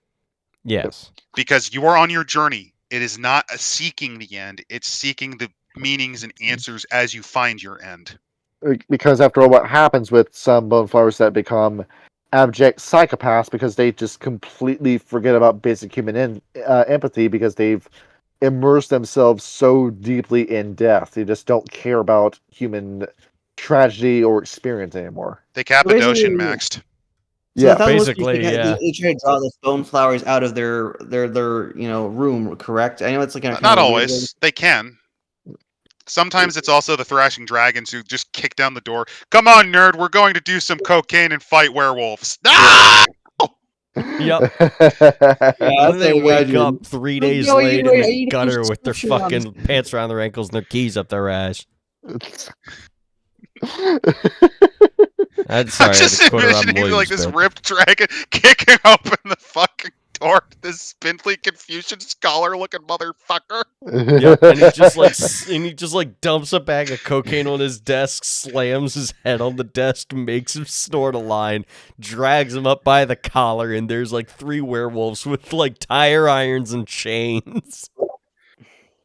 Looks like a fucking 90s 3 days cartoon. later, you have this bone flower waking up, like his hat's askew, his glasses are on the ceiling, he has a fucking bite mark that looks like a hickey from a werewolf. Hangover Kuei-Jin edition. Honestly, that would honestly be a great start to a fucking session. I'm not even joking. Okay. And the only one who has any memories was the Thousand Whispers, but they died during the bender, so they can't tell anyone what fucking happened. So you mean like spirit death and they got a new identity? You mean like that? They literally just changed their identities. Yeah. It's like that video of the guy that like comes to consciousness behind the driver's seat of a van. He's got a gun in his hand and there's like cops chasing them down the highway and a dead guy just falls out of the back. His money's flying out the back of the van. And you hear a resplendent crane in the background softly sobbing because their face is on a wanted ad by the Singaporean police. That's the opening of a Kuei-Jin Chronicle, I think. I think that's a great chronicle. Oh my god! Like a hangover Kuei-Jin Chronicle. That would be funny. It would be hilarious. Okay, the Thrashing Dragons. So, the Laughing Rainbows seek to understand life in all of its many forms, and from this they learn passion, motion, mutability, the importance of change. Those going to the dance of the Thrashing Dragons often know the secrets of changing form, seeing the world through other people's eyes just as much as the Thousand Whispers do. But they realize that it's an illusion, like the rainbow that they dance to. but that's about where the similarity ends. They embrace life, but they fear death. They take on different... Meanwhile, the Thousand Whispers will take on different lives and live them to the fullest, but they understand why these lives have to end. The Thrashing Dragons sort of become, lost in their endless indulgences without any, silence to really contemplate their ways. It is seductive, but it is also very destructive. You're not wrong. Yeah, that about covers it. And they also mentioned heretical dharmas. Yes. Heretical dharmas. I actually kind of didn't read these. So the book recounts that Omi-sama, which is I believe their master, told them that you're dead. To pretend otherwise is foolishness. And because Rising Phoenix is, unlike most of them where they try to follow this new dharma, they try to just go back to their old life. Basically, yes. It's all it is. Like it's not Phoenix it's not that. gonna fucking work. It's just never gonna work. No, you can't go back to where you already were and expect things to be the same, especially not when you're already fucking dead. Anyhow, inward focus. Their devotion to balance would make them good allies if it was also not for their equally strong fear of imbalance. Granted, the Thousand Whispers are one to talk, but, their exploration of the world is very timid, very weak, very limited. It's, as the book says, they're a man standing on a mountain peak, balanced so precariously he cannot step in any direction for fear of falling. And, yeah, basically, they spend too much time looking at themselves that they forget to look around at the world around them. They get too caught up in one detail, they forget to see the bigger picture. Like too lost in the sauce? They are too lost in their own sauce. You're planning for something that's gone. You need to move on. No, I gotta hang on to soul life and miss I gotta everything sit in around my me and house full of stuff and do nothing. just let the world pass me by. The Yep. boneflower thing, to be honest, sitting in your house honestly, and being an otaku, being like, a neat, I guess. But here's the thing, the bone flowers are actually like, okay, I've been in my study, I need to go out and watch somebody die real quick so I have some more shit to do. Let me go hang around a construction site. The thing is that the bone flowers are factually right about what they talk about. Well, yeah, because That being they've the key actually thing? been researching it and shit. Anyhow, So, Face of the who's Gods. next? It's a particular ideal leading to a twisted path. They think they're Essentially, they gods, declare and they themselves think Billy they're fit to Badass. enter heaven. And their arrogance, it's a chain weighing down their souls. It's just an illusory life, and while there is a time to take up the persona of a god, even gods know when there's a time to die. Which is a really hard line. Yeah, it is.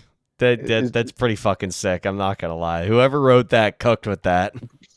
Is just the entire paradigm around being factually wrong and delusional.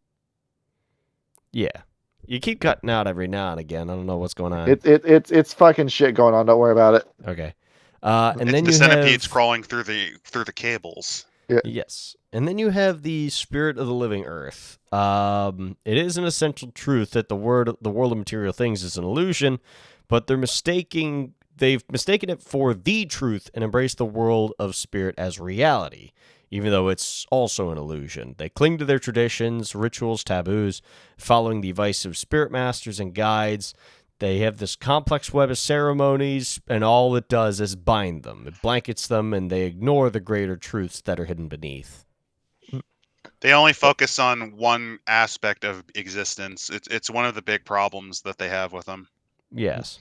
Now, to also explain Go ahead. to explain what the Yuan Jin is. Now, occasionally you will have 1,000 Whispers aligned Kuei-Jin. These are the only guys that can really do this. That gets out of hell a little too late. It's past the 7 days sell by date. Their body's already rotten by the time they get back to it. Instead, they have to find someone else's body to kick the soul out of, and then so they can then inhabit that body and go about their business.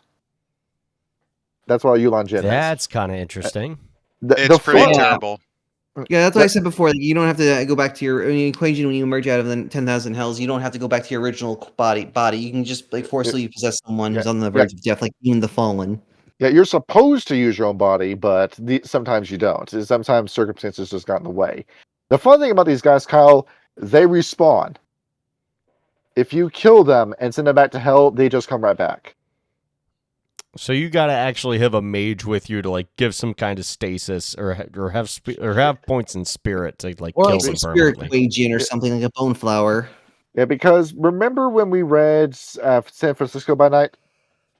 A while back, yes. There was one of these guys in there. Oh, Because it was a guy that had like this like K-pop white hair that the book listed before. Yeah, he was like a known troublemaker amongst the Kuei-Jin, like not even the other Kuei-Jin like this guy. But he just kept coming back, and there was nothing they could really do about that. so it's like, you know what? Just leave him in San Francisco. Let him fuck off there. Yeah, his name was Yulan Tao. Took him a long time to think of that name to give to himself. Yeah, good job, buddy. Must have spent a good many deaths coming up with it, I think. Yeah. I died 5 times before I figured this out. I'm back. I'm in the body of a man. I shall call myself man. Yeah, But with basically. 2 N's. His name is Guy Manson. Human. I am human. Oh my god. So how do other trashy? I am Sumgi. How did the Thousand Whispers think of these guys? Oh, what the Yuan Jin? So yes. they have a special bond. They understand what it means to live 1,000 different lives, and the only thing is that the Yuan Jin, it's literally and tragically true. They're torn and battered by the razors of Yomi and the tortures that they suffered in hell. They don't have the strength to claim their original bodies in the second breath, as you described. They live while the Hollow Reeds live each life as fully and completely as possible, only when life is no longer offered to them. A Yuan Jin don't really have a choice. The spirit is only partially rooted in the body, so when they become weak in spirit or suffer little death, they just have to move on regardless of how much time they think they have left. And then the process of seeking a new body is just as arduous as the second breath itself. And, they have to basically get thrown back to hell and have to claw their way back up to unlife. So the Yuan Jin get beat to shit on the way back up. Still, of all the Dharmas, the Thousand Whispers speaks most strongly to them. They immediately understand the wisdom of their ways while they're all rooted. And, they've often known to have the Yuan Jin who are in the Hollow Reeds, and they have great insight until a traumatic death flings them back into the hell, and then they have to claw their way back up again. And, they do take care to guard their bodies, prepare, in advance to further their path than any other. They have some unique insights to the Dharma that are denied to them because of the attachment to the physical form. Some have relinquished their bodies to become Yuan Jin, cutting out the most precious ties to hurl themselves back into hell. But, it is also just an incredible way to gain new insight that the Thousand Whispers otherwise couldn't. They honestly feel like they have a lot to learn from them. Well, yeah, because they're forced to walk their path even if they don't want to. Exactly. I mean, it works, but at the same time, it's also terribly, terribly dramatic. And eventually, one of these days, they're going to be so damaged, they just come back as an Akuma. Yes. Or not even that, just some animate flesh thing that... And then, is there a point where you just don't come back at all? You come back, but you come back wrong. It's like the fucking Pet Cemetery moment. It looks like you, but it's not you. It's you. You've died too many times. You've lost your fucking mind, and now we just. Yep, and then that's just it. It's very sad. It is. I don't think we covered Dumpiers really in because nobody gives a fuck about them. They never come up. I'll just say this: it's really fucking weird that they kept pushing them with the Kuei-Jin. Because, a Kuei-Jin's penis still works, a Kuei-Jin's pussy still works. Yeah, that's weird. you to have sex in this game. This game is for having sex. Don't you want to have the sex only session in the middle of your Kuei-Jin game? You should have sex. Okay, now that you've unlocked part of your memory from the hangover session, here's what actually happened. And then you just trap them and force them to roleplay the horrifying orgy. That's terrifying. Yes, I don't want to do that. Roll performance roll or something. I don't think we covered people. Well, we covered people a little bit in. Well, yeah, we were already gone over this. You have to, but we covered all of these essentially at this point. Yep. Henga Yokai. They seem to be they're very wise in the ways of the Yang world and understand the power of change and transformation. Go figure. They also fiercely guard the Emerald Mother and are glad to tear anybody to pieces foolish enough to intrude on their territory. Most of them are warriors, sort of caught up in their own battles, and usually best avoided, since virtually every situation is a battle to be won. They consider the Wan Kuei enemies by virtue of their existence, and consider inspiration of their divine path to be a corruption. They fear the coming of the Fifth Age and often see death in the form of the centipede, as the Thousand Whispers do, but they do not consider death an ally, but their greatest enemy.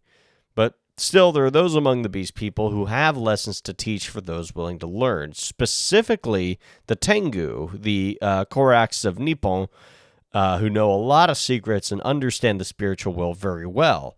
And there's also, of course, the wise and clever Kitsune, who've come the closest to understanding them out of any of the Henge Yokai. No, that thing single-handedly drags down the book. Gaia's chosen people. Just the mention of the Kitsune? We are Gaia's chosen people. It doesn't help that I have a dim opinion on people who are really, really big fans of the piss creatures, just because they are dogs with cat software in their brains. Mm-hmm. If you want that, you could just have a Were Martin, which is like if somebody took their favorite thing about dogs and cats and weasels and just get a mustelid. Frankenstein Fuck them it. together on a Raspberry Pi. Screw it. Get a mustelid. They're like the same thing, and they stink just as bad. Get a weasel in your life. Aren't ferrets mean? They are. My sister had two They're ferrets. crazy I was little bastards. terrified of them as a kid. Also, they have a habit of killing their young. That's true as well. Well, if they didn't want to die, they shouldn't have sucked. Yep. And then we have the Chinta, the lightning people. Mage. Yes, the mages. Yes. They understand that the substance of the world is illusion. So much so that they bend it to their wills and shape it like clay. But nobody has ever worked with a more dangerous medium. They are formidable and terrifying. Reality melts and flows like hot wax in their presence of a powerful sorcerer. It is best to avoid them and all the shit that they have to do. From time to time, they assist the subtle ladies of the Wukang, for it is unwise to anger them, and good to be able to call upon them from a dead.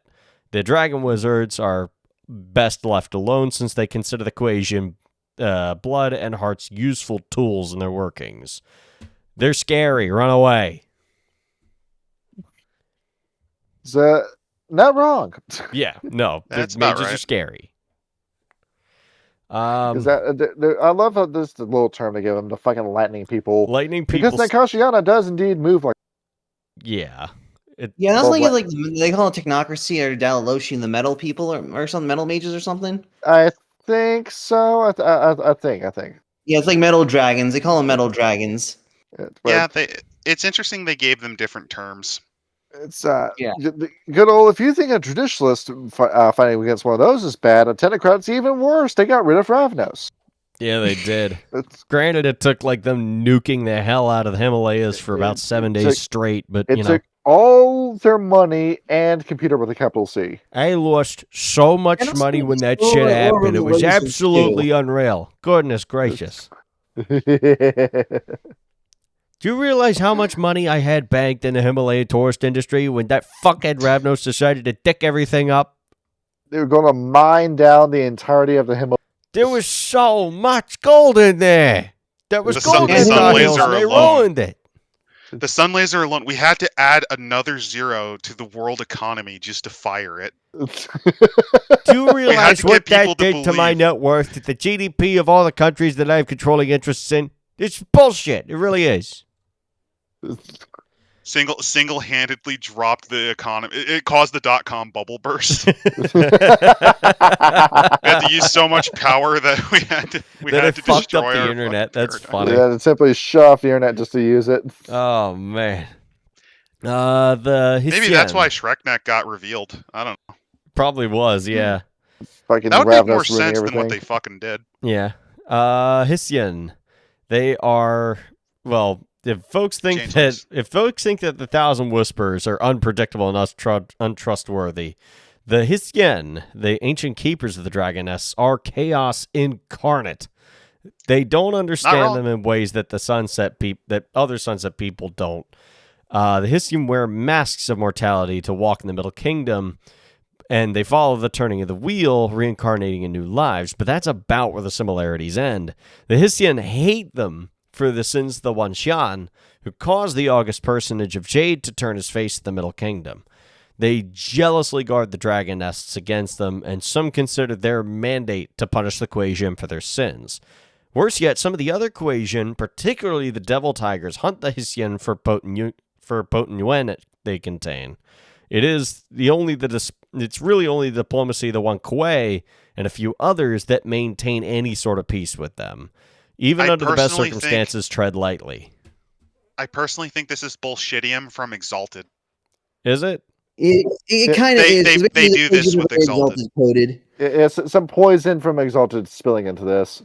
If you're curious, it's because one of the major antagonist groups that exist, that all of the different whatever the hell's lineages fight, are the changelings, and that's just because there's rods of reality that essentially force the world and the essentially Feywilds away, and they don't like that.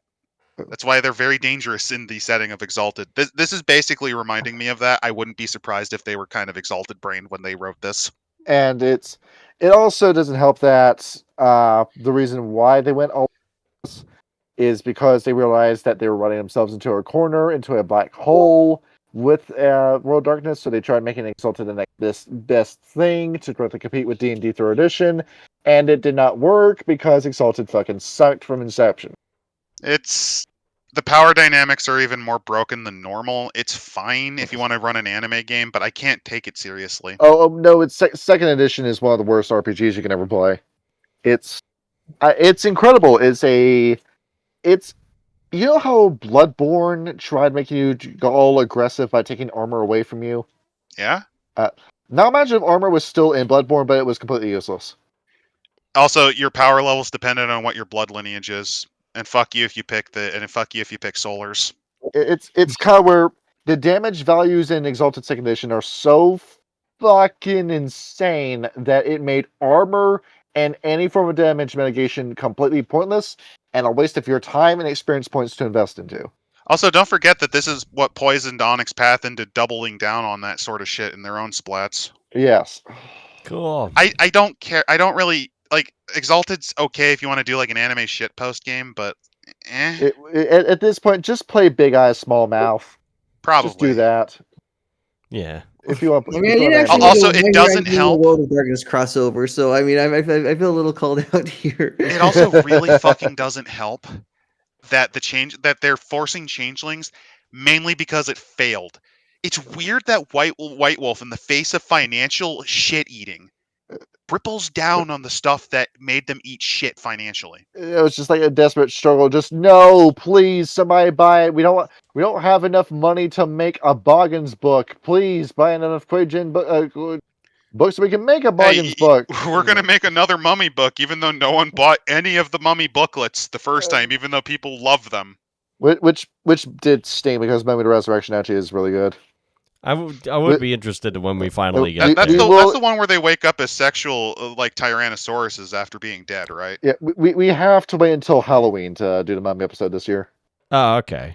Yeah, that's going to be a Halloween episode. Sexual Tyrannosaurus.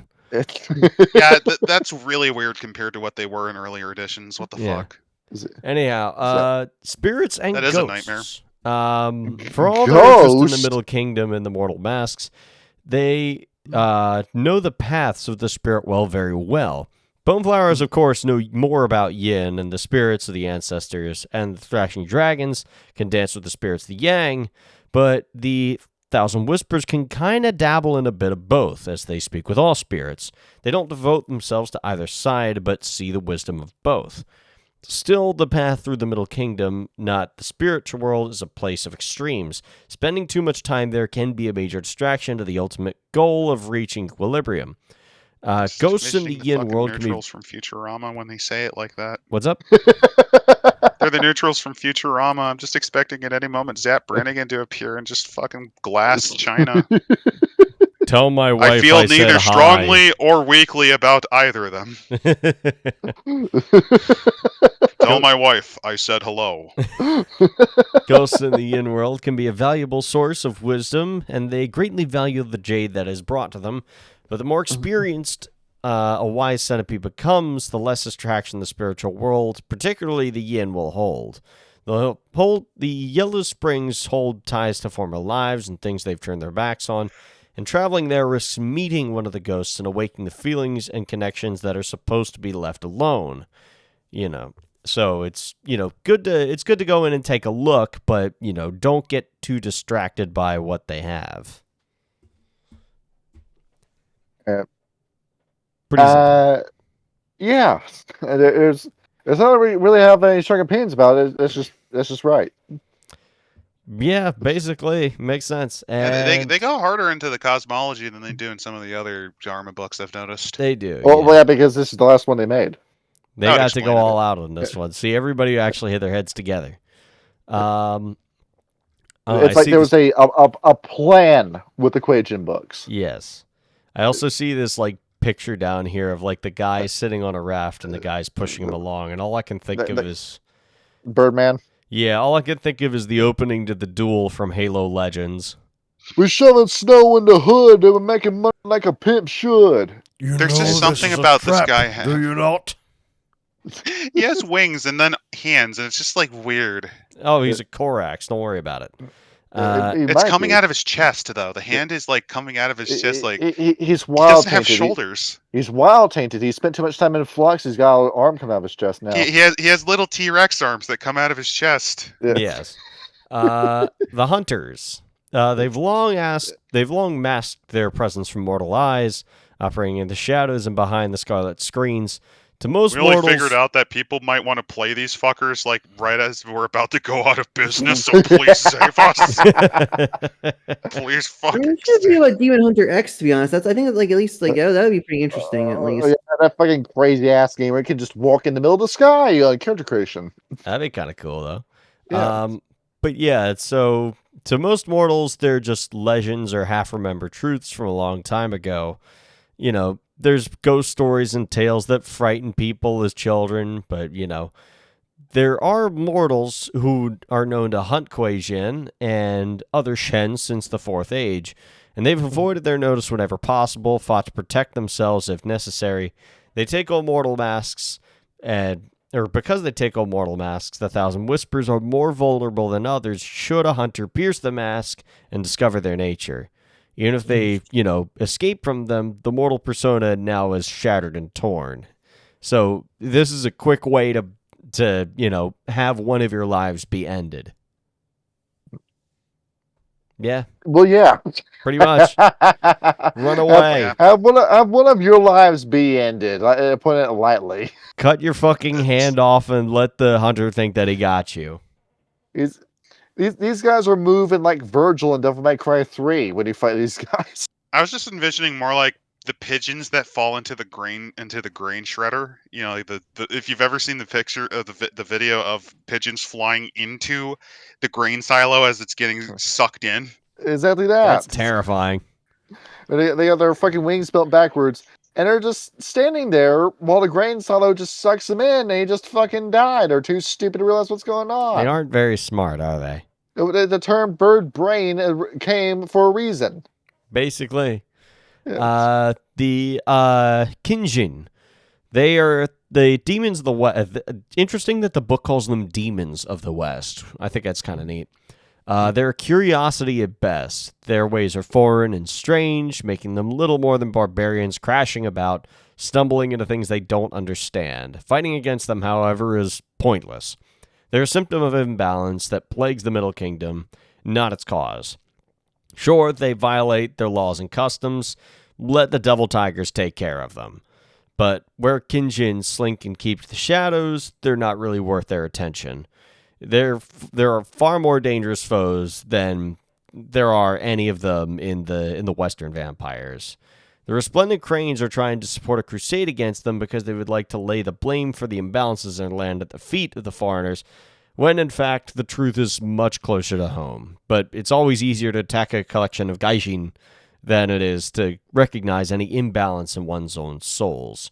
The True. Thousand Whispers, in short, have no quarrel with the Kuei-Jin. Let the Devil Tigers handle any of the rowdier ones. It's just, if it's your problem and you can handle it, then handle it. If it's your problem and you can't handle it, we'll pass off to someone else who can. Yeah, well, that's just like your opinion, man.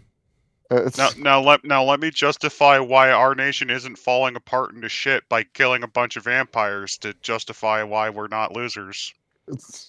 Basically. It is got to go whole hog. The curse of Cain must be stopped at all costs. Bombs away. Even though they do more fucking damage to the cosmology and setting than the vampires ever did. You're accelerating Gehenna by doing this. They are, but they don't know that. They don't care about Gehenna, especially not the Thousand Whispers. So, getting around to last one. Let's go ahead and let's talk about what they think about the Yama Kings and then stop it there. Yes. So it was said that the Yama Kings were among the first servants of the august patronage of Jade. Then, if so, it's a sign of how far that, the Kuei-Jin in general have yet to fall. And their servants are reminders that the distance is not as far as they'd like to think. Though they are the 10,000 demons, they seek to remain true to the original mandate of heaven. Those who do not risk falling prey to the lies and promises of the Yama Kings. They know them very well, the Lords of Hell do. For, they were also guests in Yomi once. They all tasted the Yama King's ministrations, and they've tasted their souls and hunger for more. The Dark Lords reserved their special interests in the Kuei-Jin because they once belonged to them, but they fought their way back to the second breath, cheating them of their prize. They are willing to go to any lengths to get back the souls that were supposed to be theirs. They should also not forget that part of the original mandate of heaven was that the Wan Xian was to battle against the Yama Kings to protect the Middle Kingdom from their corruption. And they have not forgotten and will continue to try and drag them away as best as they can. They thrive only on desire, and the wise centipede understands that desire is at the root of all suffering. Because they are the most Buddhist of them all. Yes, they True. are. Yeah, really changing the lost. If you ever heard of this vibes, if you know what that means. Yeah. Oh yeah, because you're essentially escaping from that is probably where they borrowed the idea from. But essentially, the concept of these guys are they're bodhisattvas, which they mention it as a title, but it's a real thing in Buddhism where you reject your ability to escape samsara to help others escape from samsara. Yes. Also, they have to rank for the Akashic Brotherhood for their highest level mages as well. Actually, I mean, yeah, that would make sense. And finally, well, probably not finally. Adam, do you want to go over the 5-petal lotus? Go over the what now? The 5-petal lotus, or do you want me to do it? I can do it. The 5-petal lotus Wu, established in the Jade Court of China well over 300 years ago, was something of an experiment at the time. Whether it was successful or not remains to be seen. The Wu consisted entirely of Wan Kuei following the path of oh no. Ooh. That's not 300 good. years ago. Okay, this is like Qing Dynasty China as well. This is like 8 Trigrams Rebellion, maybe? Yes. One member from each of the directions to provide the diversity and balance of the Wu required. Diversity. Oh boy. I am told the Wu remained a fine tomb somewhere within the Jade Court where they often took the rites of the Dark Jade Lover together. Oh, this is just like a blood orgy. Oh, that's unfortunate. It's very sexy, isn't it? Sharing experiences from their masks before ending those lives and moving on to new ones. Their shared experience did seem to enhance their understanding of the path because the members of the Wu quickly became known for their wisdom and insight. After dealing with beast courts, China fell into bitter conflict over the dragon nest. The five-petaled lotus Wu expressed its displeasure with the ancestors of the August courts in the only way it could. They invited a small number of friends and prominent ancestors to a ceremony where they all faced the eye of heaven. After they read their death poems, the sun rose and the Kuei-Jin of the Wu rotted away to dust blowing on the wind. They gave a big reason you suck speech and then killed everyone inside. Good And job. from that day forward, they were known as the Five-Petal Lotus. Also, straight up, that it may or may not represent the loss of the mandate of heaven to the Qing dynasty. It wouldn't surprise me. What was this? No. Actually, it could be the death of the Ming dynasty. Actually, depending, because 300 years ago, this was written in the early 2000s. No, early Qing. Well, go Ching Schming. They don't make them like they used to. Next up, I just What? love the weird death orgy, and then the decision to take their enemies and cook themselves to death. I mean, this is Vampires Old Edition. They had some pretty crazy lore, and also, like, vampire lore is known for being very kinky. It's I mean, yeah. very, very, very bloody indeed. Yep. Going into what else we got? The laughing mask. Laughing masks, yeah. Oh god, it's a thrashing dragon thousand whisper combo. Oh, this is going to be glorious. Oh boy. Oh yes. So they disguise themselves as a troupe of wandering actors and performers. They go through the golden courts, but have visited virtually every court. And essentially, this is the best way to describe this is these are basically sociable ninjas. These are the social ninjas. I forgot the term for them. But they've been going to the West and they've been doing all these performances, including into San Francisco and New Orleans. Interesting. Hey, New Orleans never really got an update, so if you want to do like an update to New Orleans by night, you could have a troop. You could have a troop of fucking thrashing dragons rampaging through the courts. They would be like the traveling actors in Rosenstein and Prince of Guildenstern are dead. It's just some like weird Asian actors or something going around. Oh God! Finally, we can do these actors like assassinating people. Like, what's the hell is going on? We can finally do something with New Orleans besides the weird vampire child trafficking cult. The Blues Brothers, but it's a thrashing dragon and a thousand whispers who's like the one voice of sanity among them, and he's about to snap because he's gonna die tomorrow. Now is Carrie Fisher going to be there? Everybody. I mean, as a wraith, maybe. Yes. Yeah, and she comes in and then she shoots a fucking M16 at them in an alleyway. And then blows up the hotel. It ends like Bladette's where they get exploded mid-end of screenshot by the guy with the spirit bazooka. And that would be Kino. That movie is so fucking class. I love it. See, and because of the laws involving the Philippines, they actually had to describe how the man turned himself in. That's why he turned himself in and would serve 35 years of prison. That's why it's there. It's literally so they didn't get arrested by the Filipino government. That's great. It was like a Marcos dictatorship era law, from what I understand. And finally, the Gnashing Dragon. Oh, it's a tragedy for all, especially followers of the Thousand Whispers. So these guys were fucked from the start because there were 7 Kuei-Jin, 2 Hollow Reeds were the main ones involved. They tried to balance the Wu, but they didn't understand their own balance. Yes. They began to get pissy because the Resplendent Crane was doing what a Resplendent Crane does best, be a buzzkill. So their decision was to chain and bury him alive. As you should. And then they had the most giga-brained move of all. Okay. We buried our leader. We need to find an alibi. I know. Let's ally with the Yama Kings. Well, dumbass. Morons, your bus is leaving. Mean, that's just a little, I don't understand. Like, I mean, I don't know. I mean, that just doesn't make any sense at that point. You went full Ouroboran with the Stargazers. Yeah, no shit. It made the best galaxy brain decision you could have made. It's like, wow, this resplendent crane kind of sucks. Let's just fucking kill her. And then sell our souls to the Yama Kings and the souls of the rest of the Wu? This seemed like such a great idea at the time. Oh, They were and- totally and- balanced now, No, fellas. it gets even better. Because of this, Beijing gets fucked. And I think this is a nod to how Beijing got invaded by the Mongols. So, So Genghis Khan happened because of these fucks. there was this bullshit article I remember reading, and I thought of Genghis Khan when I saw it. It was something along the lines of like teenage boy impregnates 20 women after masturbating in the swimming pool. Oh, yeah, I remember It's- hearing that. And I'm just imagining that that's what Genghis Khan was doing. Just finding every public pool he could find and just jerking off into it. It is. Come on over for Genghis Khan's pool party. Only women invited. I'm now thinking instead of just having the Anda be the unique Mongolian vampires, you just have a Mongolian version of the fucking Malkavians whispering into his ear. Yeah.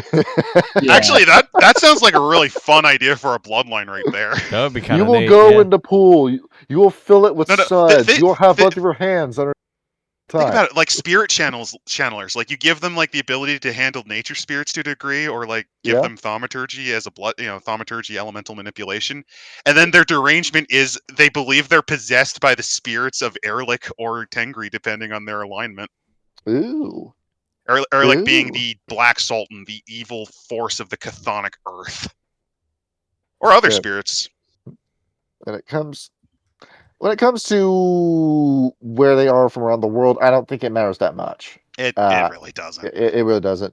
Fucking China has all the power. Japan has no power, and Korea is more interested in dead people than there are living people. That sounds about right. Let's see. Pardon me just for a second. Oh, there he is. What happened? There he is. Oh, There you he is, fucking it's the slave! guy. Oh no, There you're he still is, a streamer. there he You're is. still streaming. You're still making this video. You fucking kidnapping me, trafficking piece. And there It's we the go. guy. That was the guy. There he is. We took his coat. What We the took his fuck coat. was that? Did you goddamn his That's just... coat. JoJo. Did you just kidnap JoJo? We like JoJo. He's a great person. Does amazing work here. We like him. I was so confused. I was just sitting here, and then, like, I heard a door open. I thought he was, like, in your house or something. I'm like, did you just straight up kidnap JoJo? Jesus Christ. With the lasso. With, I mean, think about it like this. That is a very Thousand Whispers or Thrashing Dragons move. That it's- No, I didn't kill him, but I kidnapped his wife. Oh, my God. when it comes to your mechanics, we could go over all the rituals, but I don't want to Yappuccino everybody's ear off. I want to go for something that's more accessible. Your arts. Now, with a Thousand Whisper, I keep wanting to call these Thrashing Dragons. With a Thousand Whisper, there are going to be 2 powers that you will be using for the entire game. Those powers are Equilibrium and Jade Shintai. Have I gone over Equilibrium on the show before? I You don't might have. think so. You might have, but this is more of a Thousand Whispers unique Shintai, so probably not. Because Equilibrium is something that's kind of like accessible to everybody, where level 3, it lets you, level 1, the vampire spends 3 turns contemplating, spends a point of willpower. For every success, 1 chi point be converted into the opposite, where you can balance yin and yang chi. Just balance, which is another same thing similar to it. If balance, it's basically a power that lets you trade and exchange your chi points for other chi points. I mean, that's Which kind is of useful. sometimes useful. That you can imagine that you're going to need that with a Thousand Whispers. Yeah. Yeah, because remember their whole thing is to stay balanced, so it allows you to shift yin to yang and Houn to Po. I also wouldn't mind seeing these guys with demon arts, where Black Wind, especially because that's a power that's basically Kuei-Jin celerity, and it dead ass just works the same way celerity does. You spend a point of demon chi, and then for every single dot you had in Black Wind, that's an extra action day. So That's pretty nice. bombs away. But let's go ahead. Let's go into the actual Shintai, the Jade Shintai. Your air bending, so to speak. You know It's what it very is? fun. Yay, Avatar. See, level 1. Stand upon the dragon's back. The vampire roots himself into the earth. No roll is needed. He may not be knocked down, knocked back, and he may not be thrown by martial arts. That's all it does. It's pretty weak. It's, I guess it's useful for that obnoxious Garu enemy you're fighting that keeps wanting to use grapple checks on you. Yep. I mean, that would be a good way, just to have quick freedom of movement. And then he gives up and he just goes in for a good old-fashioned bite and kills you in one shot. It's essentially Antaeus. If you've ever, for those of you familiar with Greek mythology, he's essentially the guy who was stronger when touching the ground. Yes. Next step. Tread the thrashing dragon's tail, level 2. The vampire gains the ability to walk on any surface, even water. She may walk up walls, along ceilings at normal speed, and she leaves no footprints while doing this. All I stuff rolls... actually, What? that might have been where I came up with the idea. So during your mood episode where you were talking about invented disciplines, that might have been where I got the idea for gravitas from this. For the Jade Shentai? Yeah, it might have been me just copying that because it's a really useful situational ability. Well, thank you, Kyle. Glad I could help. Yeah. All stealth rolls are made with one less difficulty. She will still fall if, for example, she's pushed off the surface she's scaling on. However, her fall will be slow. She will take no fall damage if it's a small distance, or only half damage if it's from a large distance. A feather fall, pretty nice. Finally, all leaping distances are doubled while you're on a surface like this, And this is where the hopping Jiangxi comes from. where they just hop across a building all anime-like and kick your head off. This is also a bit of a nod to, since we mentioned Aang's abilities as an airbender, this is Airbender Martial Arts 101. Yes. Never be where you want to get hit. Level 3. Placate the Earth Dragon. The vampire spends a point of chi, any chi really, doesn't specify, and 3 turns of concentration to attune himself to the spirit world, then roll manipulation and etiquette against the difficulty of the local gauntlet. Otherwise, this power is identical to level 3 Protean, power Earth Melt. Additionally, by placing one hand on a barrier to be breached and making the chi expenditure roll above, the vampire may pass through a barrier as if it were incorporeal. The barrier in question may be no more than a foot thick. I'm just envisioning a fucking thousand whispers with this ability, just mimicking, like doing mime style stuff, like dressed as a French mime. Did I say this was airbending? I think it's earthbending. It's more earthbending, but it's weird because it kind of starts shifts out between. It starts out airbending and then shifts to earthbending. Well, no, it Yeah. starts earth, then goes air, then goes earth again. I guess that's fitting, given it's a thousand whispers. Yeah. It's back and forth between the two. Because then there's harnessing the dragon's breath. To tap into a chi line at level 4, the vampire must roll dexterity plus chi virtue. Minus chi virtue. Difficulty equals to a local wall. Success enables the vampire to hover or glide or fly at a speed of 12 minus the local wall rating times 5 miles per hour. So a vampire cruising along in the area 7 could fly at 25 miles an hour.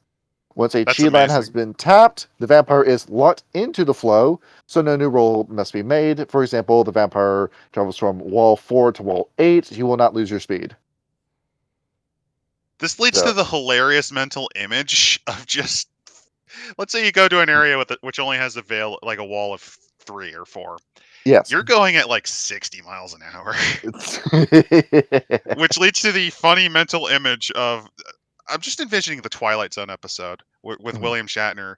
Right? He's just had his panic attack. He's like, okay, I'm feeling fine. We're going on to the San Francisco airport. And then he sees that fucker fly. And you have a mental breakdown. You combine this with Ghostfire, unleash your inner Homelander.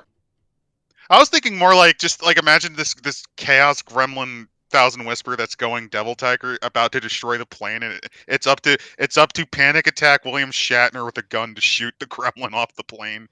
So the lowest thing a gauntlet can go is 3. So 12 miles like a wall That's rating. still like so a really, really shallow gauntlet. yeah. Finally, we have that would be 45 miles an hour. Instead, we have the Jade Servant of the August Personage. This is a lengthy one.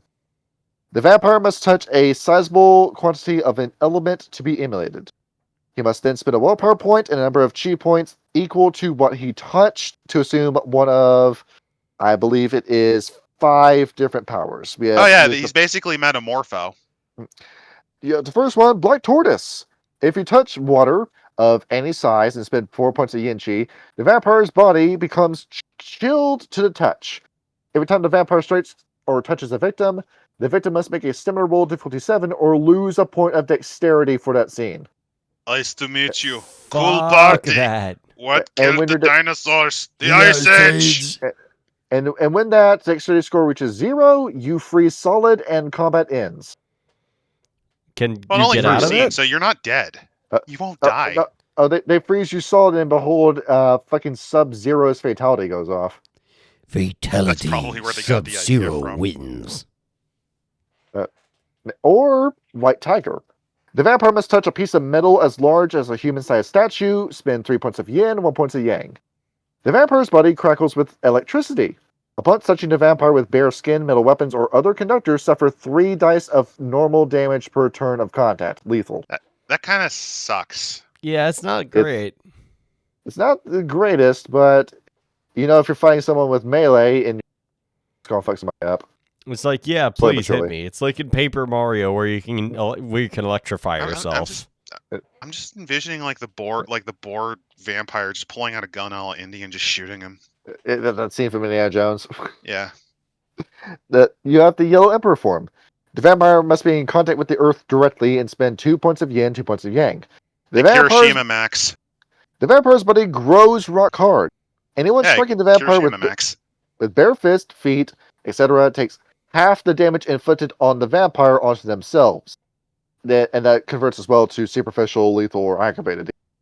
If the vampire struck with a melee weapon, the storyteller should make a roll using a number of dice for vampire stamina. Each success inflicts 1 level of damage against the melee weapon and will shatter it.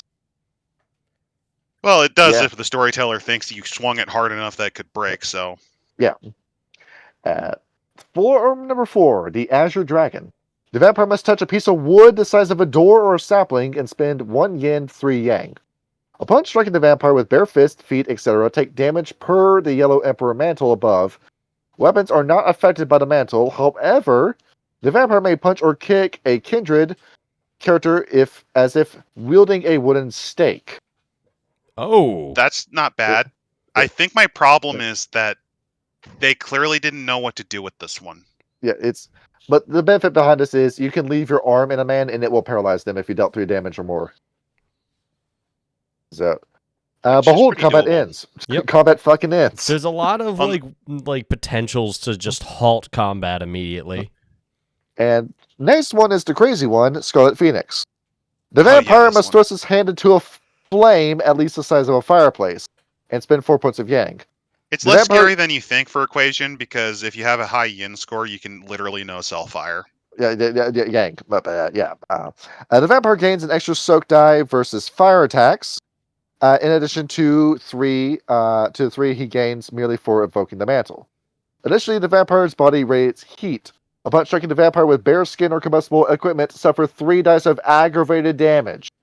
Well, That's that's pretty fire. brutal. Yes. So yes. So we've gotten pretty much it all covered. We got earth, wind, air, and fire. It's this Or is Earth, what the Wind, Water, and primal Fire. power from fucking Changing the Dreaming should have been. This is what this should have been. It feels like we're looking at a crappy ass power from Changing the Dreaming and we're fixing it. And in all honesty, they're succeeding in some regard. Yes. I think Is it has it- some of the same limitations that the Path of Elemental Mastery always had, where it felt like they struggled to understand how to kind of hit all the elements in a way that wasn't just like horse shit. hmm And there's even more powers that the fucking Kuei-Jin have that we haven't even talked about, but we're not going to do it in this episode. I'm not really sure when we're going to do it, but we have soul disciplines. We have stuff like cultivation. We have All the key rights too. we have Chiu Mu, the Dragon Tears. We have internalized. We have obligation, which is, to my understanding, Kuei-Jin dominate. But how about we go over a right too? Let's go over just a little right. Just Just a little right is a treat. because this is made by a master game designer, so let's actually go over some of this stuff.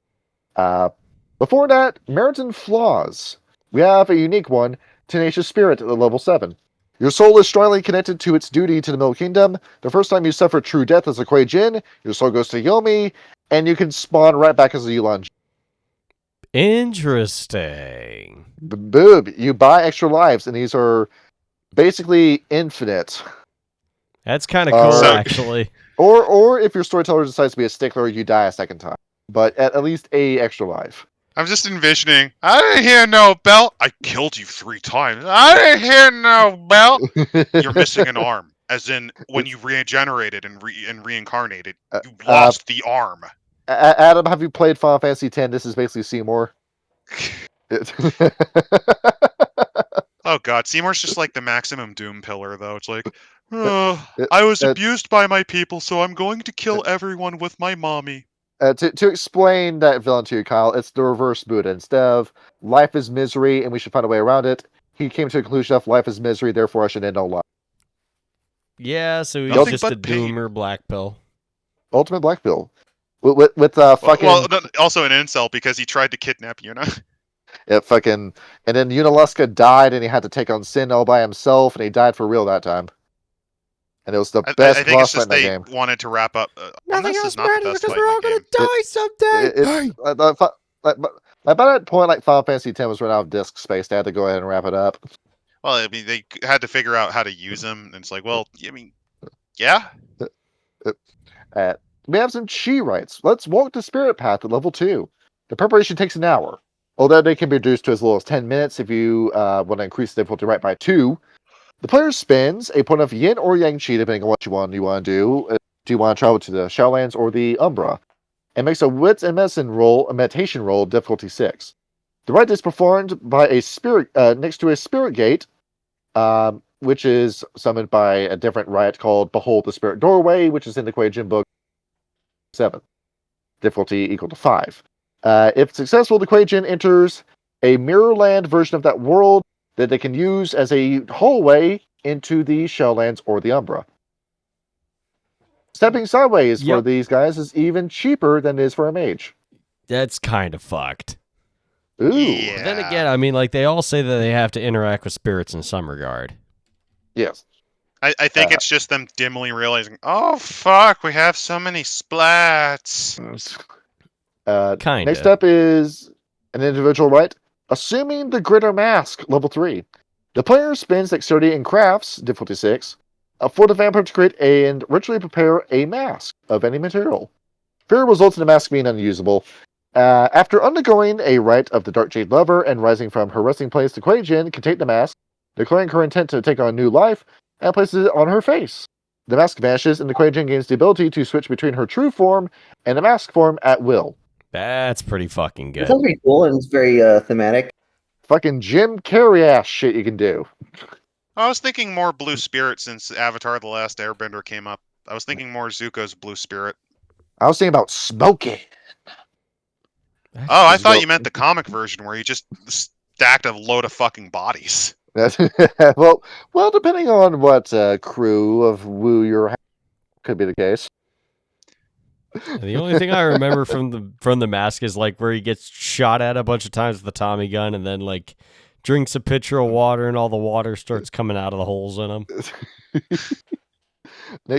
How about honor the second My breath? favorite is Well, hold on to your lug nuts. It's time for an overhaul. As he shoves the fucking muffler up the repair guy's ass. I'm just saying about the dog putting the mask on, and the dog becomes a fucking CGI demon from hell. Yeah, Yeah, the I feel like abomination. those movies kind of freaked me out as a kid, so I never watched them. La monstruosidad. Yeah. See, level 4, honor the second breath. Where the fuck does the system even start for the? Okay, there it is. The subject player must spend a point of yin chi to kill her old life, and a point of yang chi to link her life to a new spirit of a new name. The ritualist need not expend any chi. His player must roll intelligence plus rituals, however, against a difficulty of 5. Fear indicates that the memories remain, jumbles the spirit's recollections in an unpredictable manner. You blitz your memory. I mean, that probably makes it easier to like do the 1,000 cuts, but So it is. If you want to go ahead and live a second life, just go ahead, put a figurative finger pistol to the head and just blow the memories out. Yep. It sounds silly, but then you remember correspondence is a thing, as is tracking by name.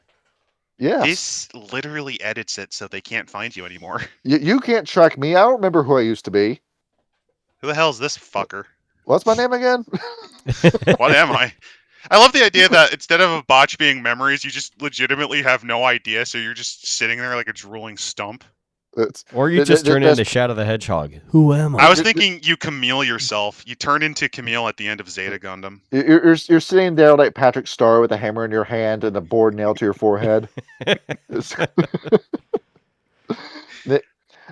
see. The Ashes of the Phoenix, level 1. Make a perception and expression roll, difficulty 7, to represent what the Kuei-Jin has learned and how well he will express it. When the artistic work is destroyed, every success on the roll gives the Kuei-Jin 1 point of experience, representing insight gained from the mask. You make a picture. You paint a picture of your life, then you destroy it and get extra XP from it. So this is actually a type of Zen Buddhist art. It's usually, instead of that, it's usually either pottery or it's gardening, it's rock gardening where you build structures in the dirt and then you destroy it. Yes. Real thing. It's a real form of practice because it's the journey, not the finished piece. This is kind of bullshit, but it's based on how many lives you have. Yes. How's this one? I call it bold and brash. More like logs in the trash. Oh, I completely agree. Sets his own art on fire. I actually was doing I was at like a rehearsal dinner for a friend's wedding a couple of years ago, and the bride's brother, who's a cool dude, he actually painted bold and brash at a sip and paint that we went to after dinner, and it actually came out really well. It looked damn near identical to the one of the cartoon. It was fucking hilarious. We can sell it online and say it's a prop. He honestly could have.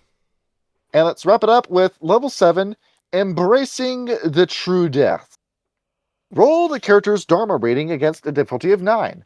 Failure means the character suffers final death and is destroyed. Success allows the enlightened spirit to pass on to a spirit world. The time and place of the Bodhisattva's resurrection is entirely up to the storyteller. The wise centipede automatically gains 1 point of his Dharma from the experience and appears completely healed from any damage. With full chi scores of all types, if desired, the character can reallocate his permanent yin and yang chi to balance those virtues, if they are not already. The vampire returns into Shadow Soul and remains there for a full night. You regenerate a la Doctor Who style. So you basically just reincarnate. Yes. You achieve enlightenment. Yeah. You basically cheat the game and end it on your own terms, yeah. And you basically reset a character and just come back as a new version of yourself. You went from being David Tennant to Matt Stone. What was that his name? Matt Smith, yeah. Oh, I thought you were going to. I thought you were going to go for the ultimate shit post. You go from what's her name? Jodie Whittaker to Judy Gatwa. And you proceed to ruin the show for everybody. No, that's Russell Davies. That's Russell Davis, who, by the way, brought it back. So he both brought it back and killed it. He Thousand Whispers maxed. For fuck's sake, it's a dead IP. Let it die. Let it die. No, we can't. The past is never sacred. And hold on, one more thing. For you, Magic Man, I know how much you love the show. An artifact for you, ladies and gentlemen. The Black Mirror, level 5.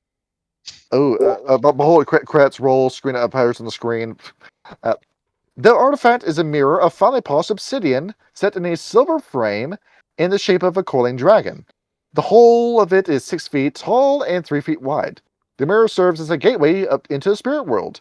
With a successful wits and rituals roll, the mirror shows whatever is behind it in the Mirrorlands. While looking through, it's like you're looking through a window. The owner can use this to see and communicate with spirits effortlessly. With another rituals plus wits roll, same difficulty, the owner can open a passage through the wall to step through the Mirrorlands or allow the spirit to enter the physical world, if desired.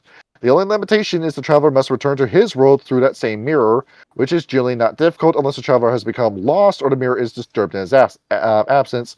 You can step sideways and completely disregard the fucking wall. Pretty useful. So you get a theurge fetish, basically. Yeah. Yes. In fairness, it's a level 5 artifact. You're not really going to find a lot of those. But it's difficulty equal to the walls rating, but that's a wits and rituals roll that is going to be higher than any other stat you could have been using the steps out. Yeah, it's pretty nice. Thankfully, it's not extremely common. Level 5 being pretty hard to find, but still. Mm-hmm.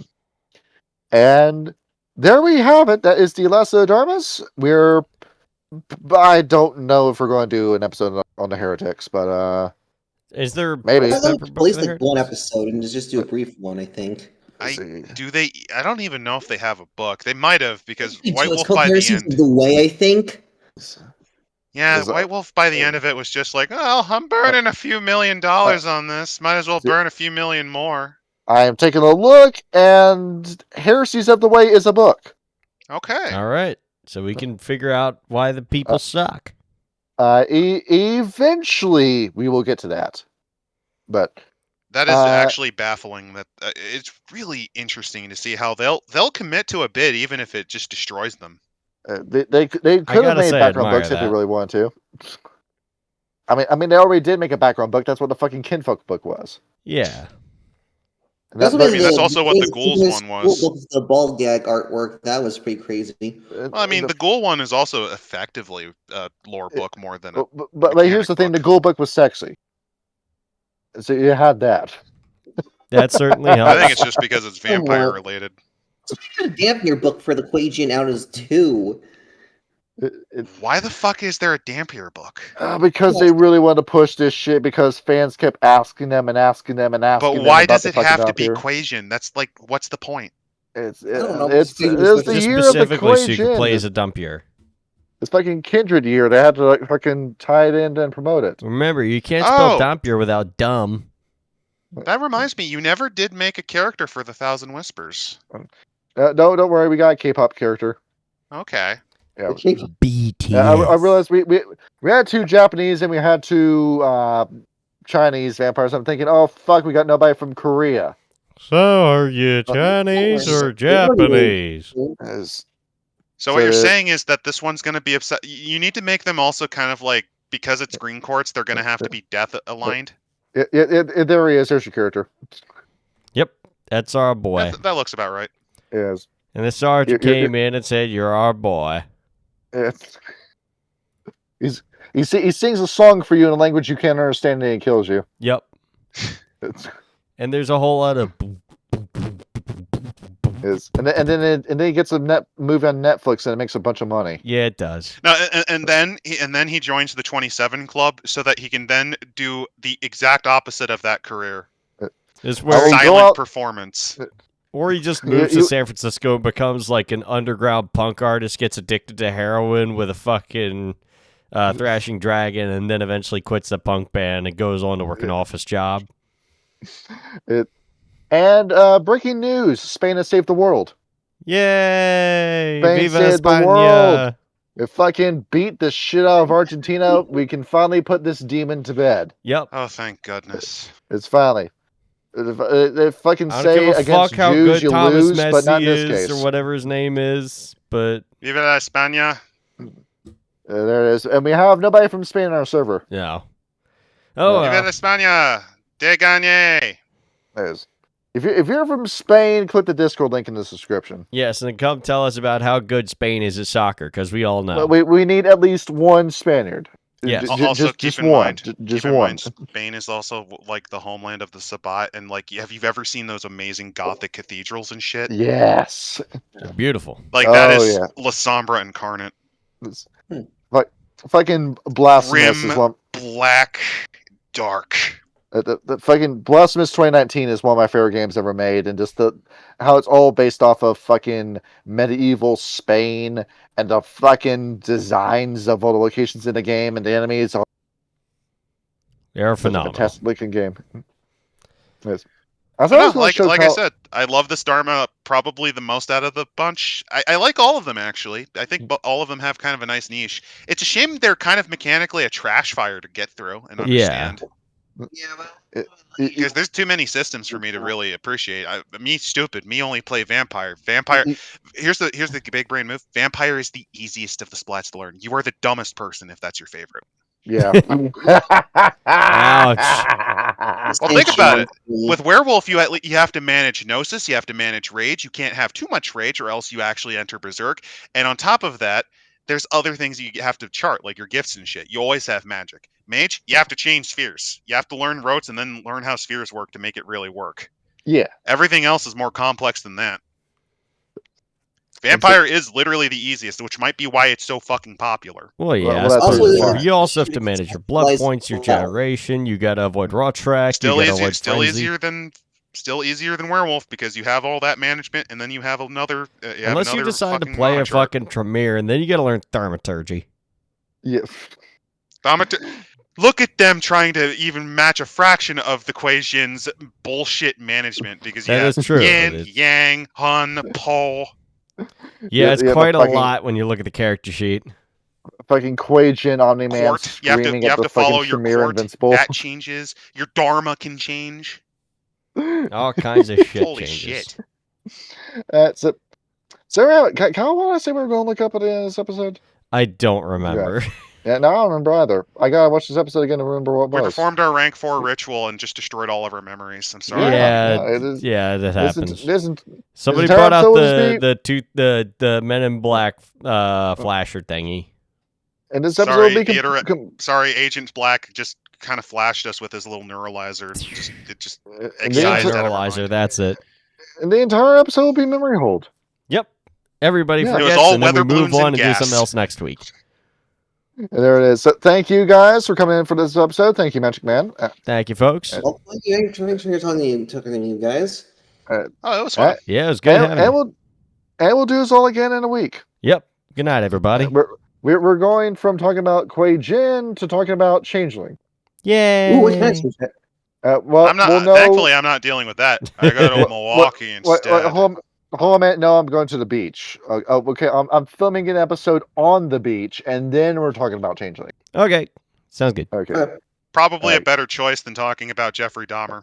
Yeah, I'll Definitely. be in the ocean while we're recording this. Good